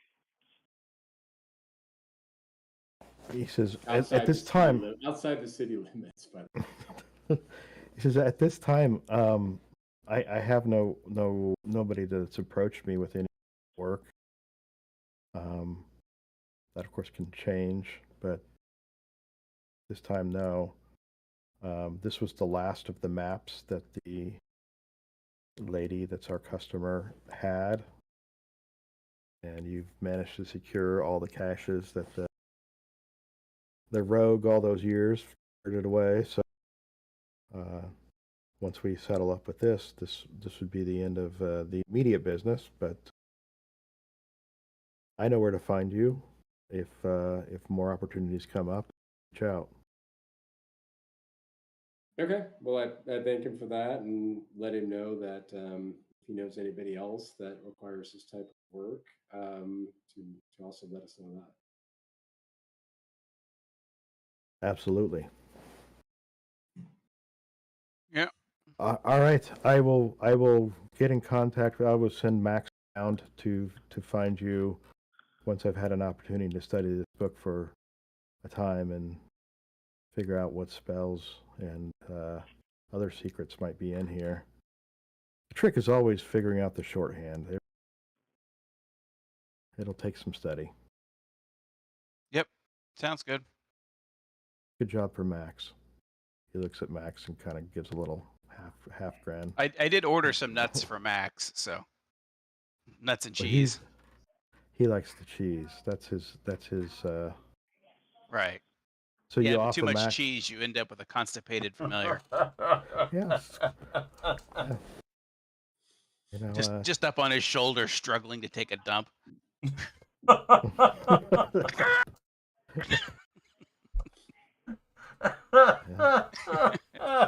Mage hand this. Yeah.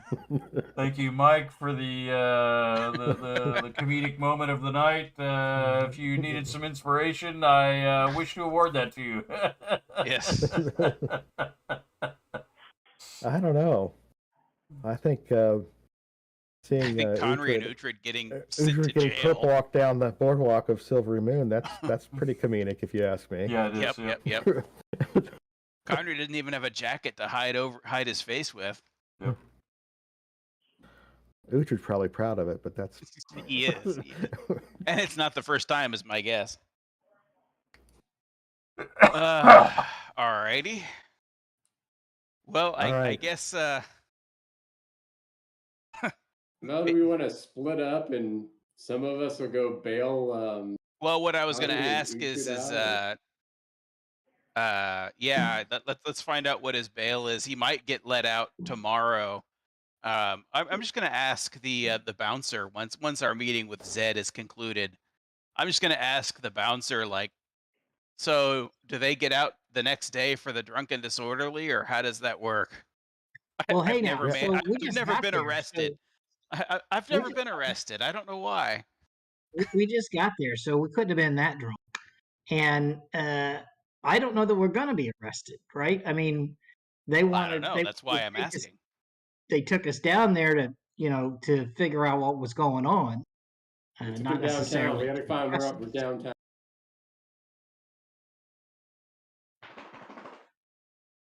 We'll just ask the bouncer where. Do you know where they would have taken our friend? Okay, so you've concluded with Zed. Said yeah. You're okay. Yep. All right, so you go over to. Yeah, we're gonna walk outside, or walk into the main part of the bar. All right, he is no longer staring at the door, taking his usual post up by the door. All right, I'm gonna go up and ask him where he, in these situations where they typically take people causing trouble, such as what our friends did. Well, typically they take him to jail to sleep it off or whatever if they're drunk, and then the next day they go up in front of a judge, and so they're probably down at the jail. All right. We know where the jail is. Yeah. Yeah, you've been there. Yeah, I think you nearly went there. All right. Well, He's like, yeah. all right. I'm gonna head over there. Find out what's going on. I guess we'll all go that way in case LaFay gets waylaid on the way there. Yeah, I think that's a good idea. All right. All right, so The only actually thing is, it might put a wrench in our plans with the thing Yeah, at when night. are we supposed to meet Springblade and She wants nothing to do with it. No. We're not meeting her again tonight. It's we were meeting the boat dude. she wants us to discreetly and quietly remove the objects from her pottery barn and get it out of the city. She will not be there. What time is it now? We still have probably a few hours to go. Yeah. Okay. All right. We'll all go then. Yeah, I see the not so wise.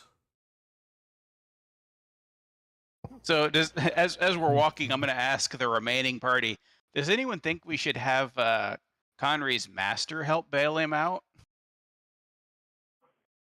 Oh, Well, that'd be bad for me. we can I see, bet he'd certainly have something to say. That's good. May not be good for Connery, that's for sure, Yeah. but I'm not Well, sure. you know, he's got to work on his iron shirt technique. Right. Find it. And we could see what we could do first, and then, if we need Yeah. his master, then we'll just, do that. All right, we need some actors here.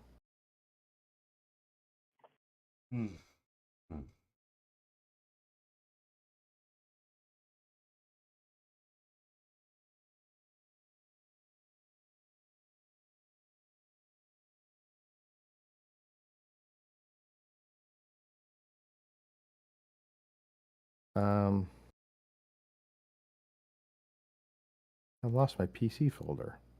Uh-oh.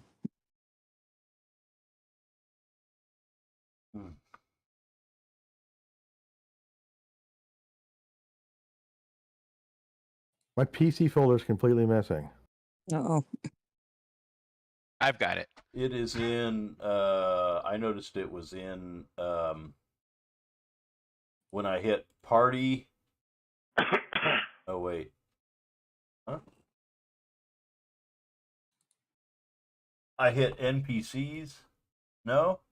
Where the hell? Oh, it's in it's in the NPCs folder. Yes, that's what I was trying to say. NPCs folder, yeah. Okay, yeah, let's it was fix kind of that. weird. Yeah, it was weird. Okay, so Ferris goes down there. Anna. Sure, this is her first time at jail. And Ray. I'm sure Ray's seen the inside of a jail. You can't prove it. Not None of this you town, can. Same day delivery. What is it? A remote? All right, so you go to the Knights in Silver barracks, which is attached to the jail. Yep. And sorry, this went an entirely different Yeah, direction. we should have just let him go and then get ambushed on the road. That's what I kept thinking. It would have been probably better. Well, yeah, if we were on the road, then Uhtred could have killed him and been done with it. Yeah. Law typically favors the survivor. The one who, well, I'm saying inside the city, law typically favors those that are willing to break the law, and not those that are just wanting to uphold the law. You must be from Terre Haute. Yeah.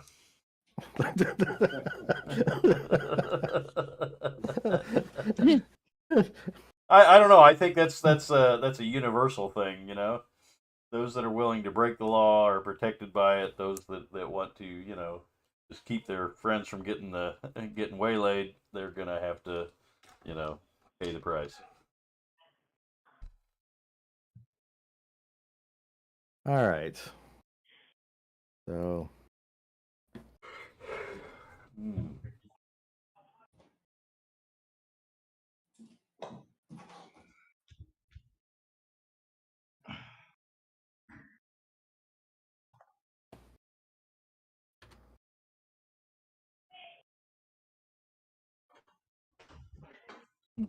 All right. I don't have that note. So we have less than a half an Very hour. good. Yes. I want to save a few minutes to do some experience awards and all that good stuff. All right, very good. You find barracks for the Knights in Silver. There is a desk off to the right. Why are all these people over here? Oh, party icon. What?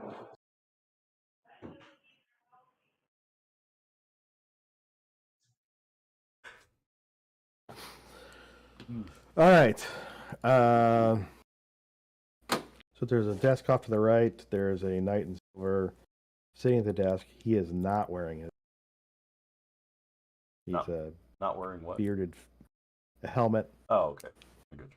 He's a bearded fellow, older looking guy.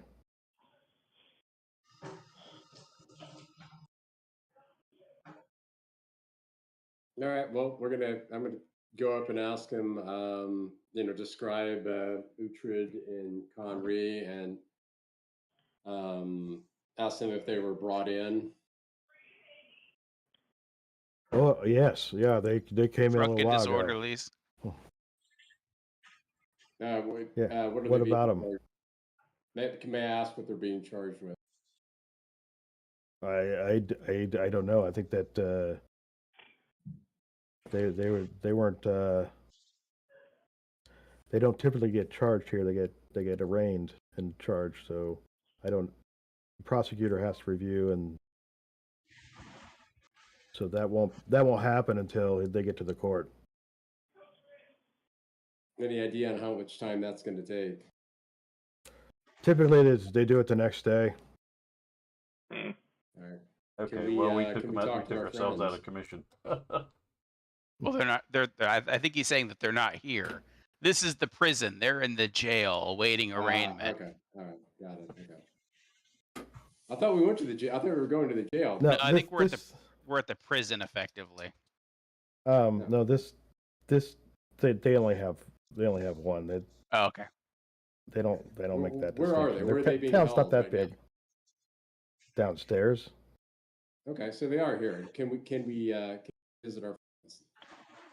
Not at this time.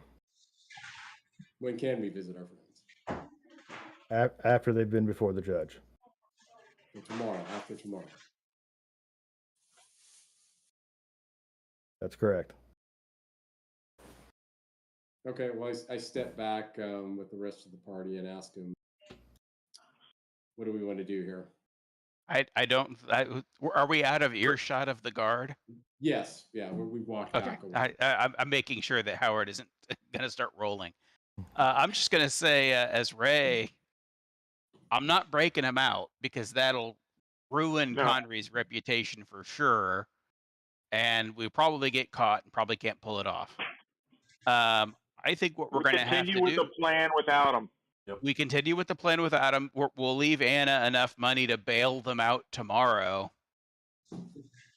Feel free... I'll turn to Anna. Feel free to let them pull the cart in punishment. But we don't have a choice. We can't not take the bodies out. Sorry. I didn't say that. We can't take the rugs out of town. We have to get those out. We have to get it out of the storage. We have a boat to catch. I think we're just going to have to leave them here for tonight. They're going to have to get a good night's sleep. Yep. All right. Well, I'm on board with that. So I'll make sure to leave Anna with sufficient funds to pay their bail or fine or whatever it comes out to be out of party funds. I guess we have no idea what that amount's going to be, but I guess we can ask that. We can ask the guard what the usual. I don't know if they do a fine or if they do a time served or how does it work in Silvery Moon. That might be, if we're asking about, after tomorrow, right. Based on their experience, what's the normal fine, or if we got to bail them out, or just say what normally happens in this situation, because we don't know. We have to bail them out because they're a little simple. They're good friends, but they're a little slow. One of them's an orc. Hit with a tree limb one too many times, if you know what I mean. All right, so are you actually going back to the guards and asking these questions? Yeah, we just see if we get more info. Yeah, we're basically trying to find out how much money we need to leave with Anna. It depends on what they're guilty of. Drunk and disorderly, most likely. No, we weren't drunk. We Technically, just got to the bar. So technically, we're not guilty of anything. And I'm not sure So we committed what are you crime. gonna plead to? Assault? If you Well, you can don't do the plead to drunken something if you get disorderly, charged take it. with something. Yeah, but Yeah. But you know, Alright. in Connery's mind, he's like, I didn't break the law anyway. Yeah. That's right. We made, I mean, at worst, we made a citizen detained a guy who was engaged in illegal activity. Well, I'm asking drunken disorderly or fighting in public or whatever the equivalent is, because I have no idea what they're going to get charged with, and I'm not hanging around tomorrow to find out. Yeah, you guys are going to have to go on without us. Got no choice. Gotta.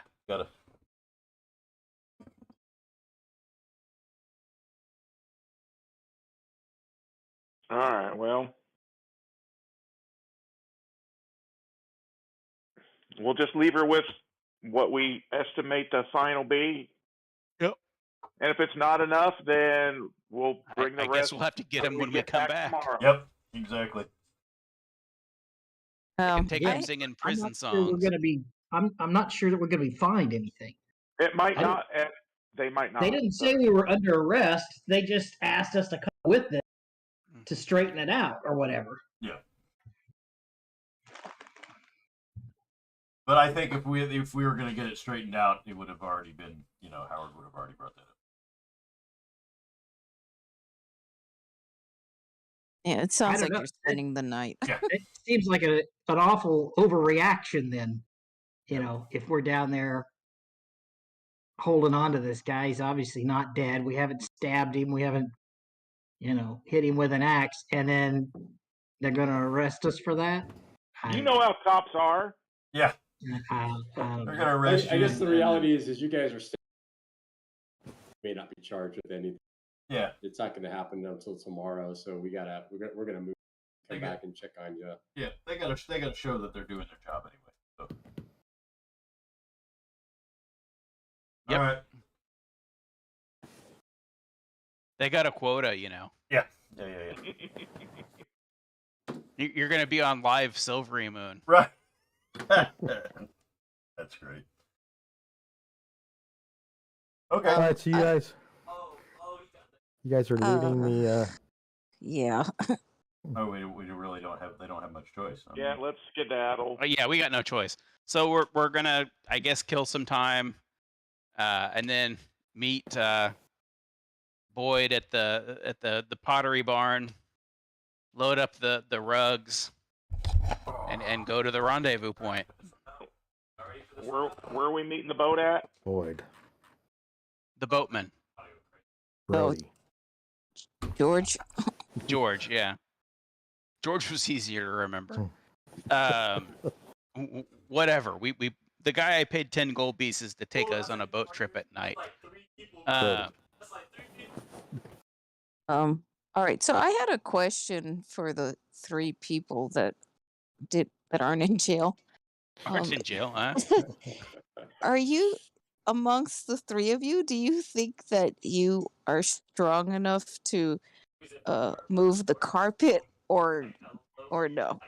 Well, I'm guessing between LaFay and Ferris. Yeah, we can probably. Get them Yeah, we're not small people. I mean, I've got pretty limited use on that one, but kind of wound me asking that question. I know. I mean, I just thought of it. Anna's just going, do you guys even lift? I know we're used to having Uhtred around, but we are capable men. Listen, you need to put aside the manly pride. I'm just asking because if you need me to cast something, I can cast something. If you need any sort of enhancement in that area. That really hurts. No, I don't need any enhancement. You need to pad out your armor, I guess, is what she's saying. She's asking the males. I think we got it. She's asking the males of the party if they need enhancement. Yes. I think even if we couldn't handle it, now we have to do it without showing strain. I know. It's like, all right. we're gonna Challenge die now. accepted. Because I can cast something. It is fantastic. Just when the chick in the party comes She's up and offering goes, performance enhancements now, guys.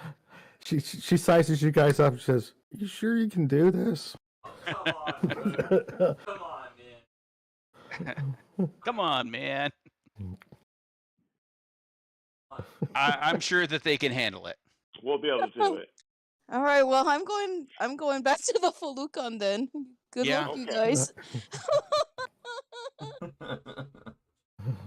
Like She's just laughing as she walks away. She ridicules you. Shaking her She head. just ridicules you and then says, "All right, I'm going. I'm out of here." Disinspiration. Yeah.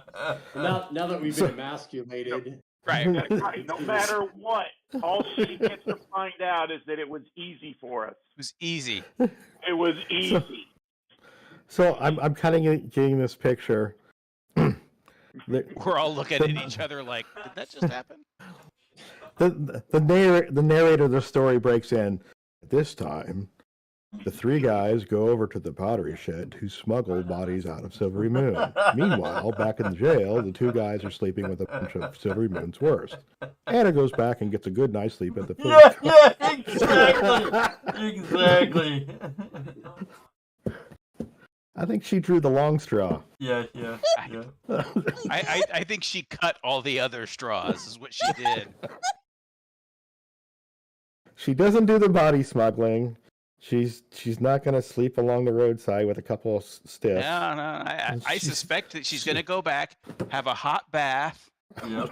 read a book for a while, then go to bed, meal. clean beds, maybe silk sheets, maybe not. All right. Sleep in because it's nice and warm and cozy in the bed while we're like wrapped up in bedrolls.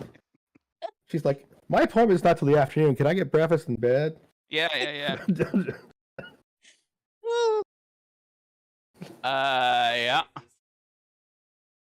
I think that's pretty much what it's going to come down to, Howard. I think you've got it spot on there. We're going to have to be extra cautious on this road if that guy LaFay saw. Right. Others are probably lurking about. Well, yeah. When we get out there, we'll have my companion. Yeah, totally. With us. And while we're in the city, let's go to the dojo, pick up our stuff, and LaFay, I would advise that when we head out, you do so as an animal. Okay, fair enough. It's either that or I picked. There's some horse shit in the street that I can use to color your hair again. If we go up if we're going upriver, can't the boat take us upriver a little bit? And we can just pop off outside. It is taking us upriver. Yes. Okay. So he might not need to be totally disguised. Just inside the city. But we've got to go to the potting shed to get the rugs, right? We will. We do. We will. And somebody's got to push the rugs. I guess I could. Well, Ferris is going to do it.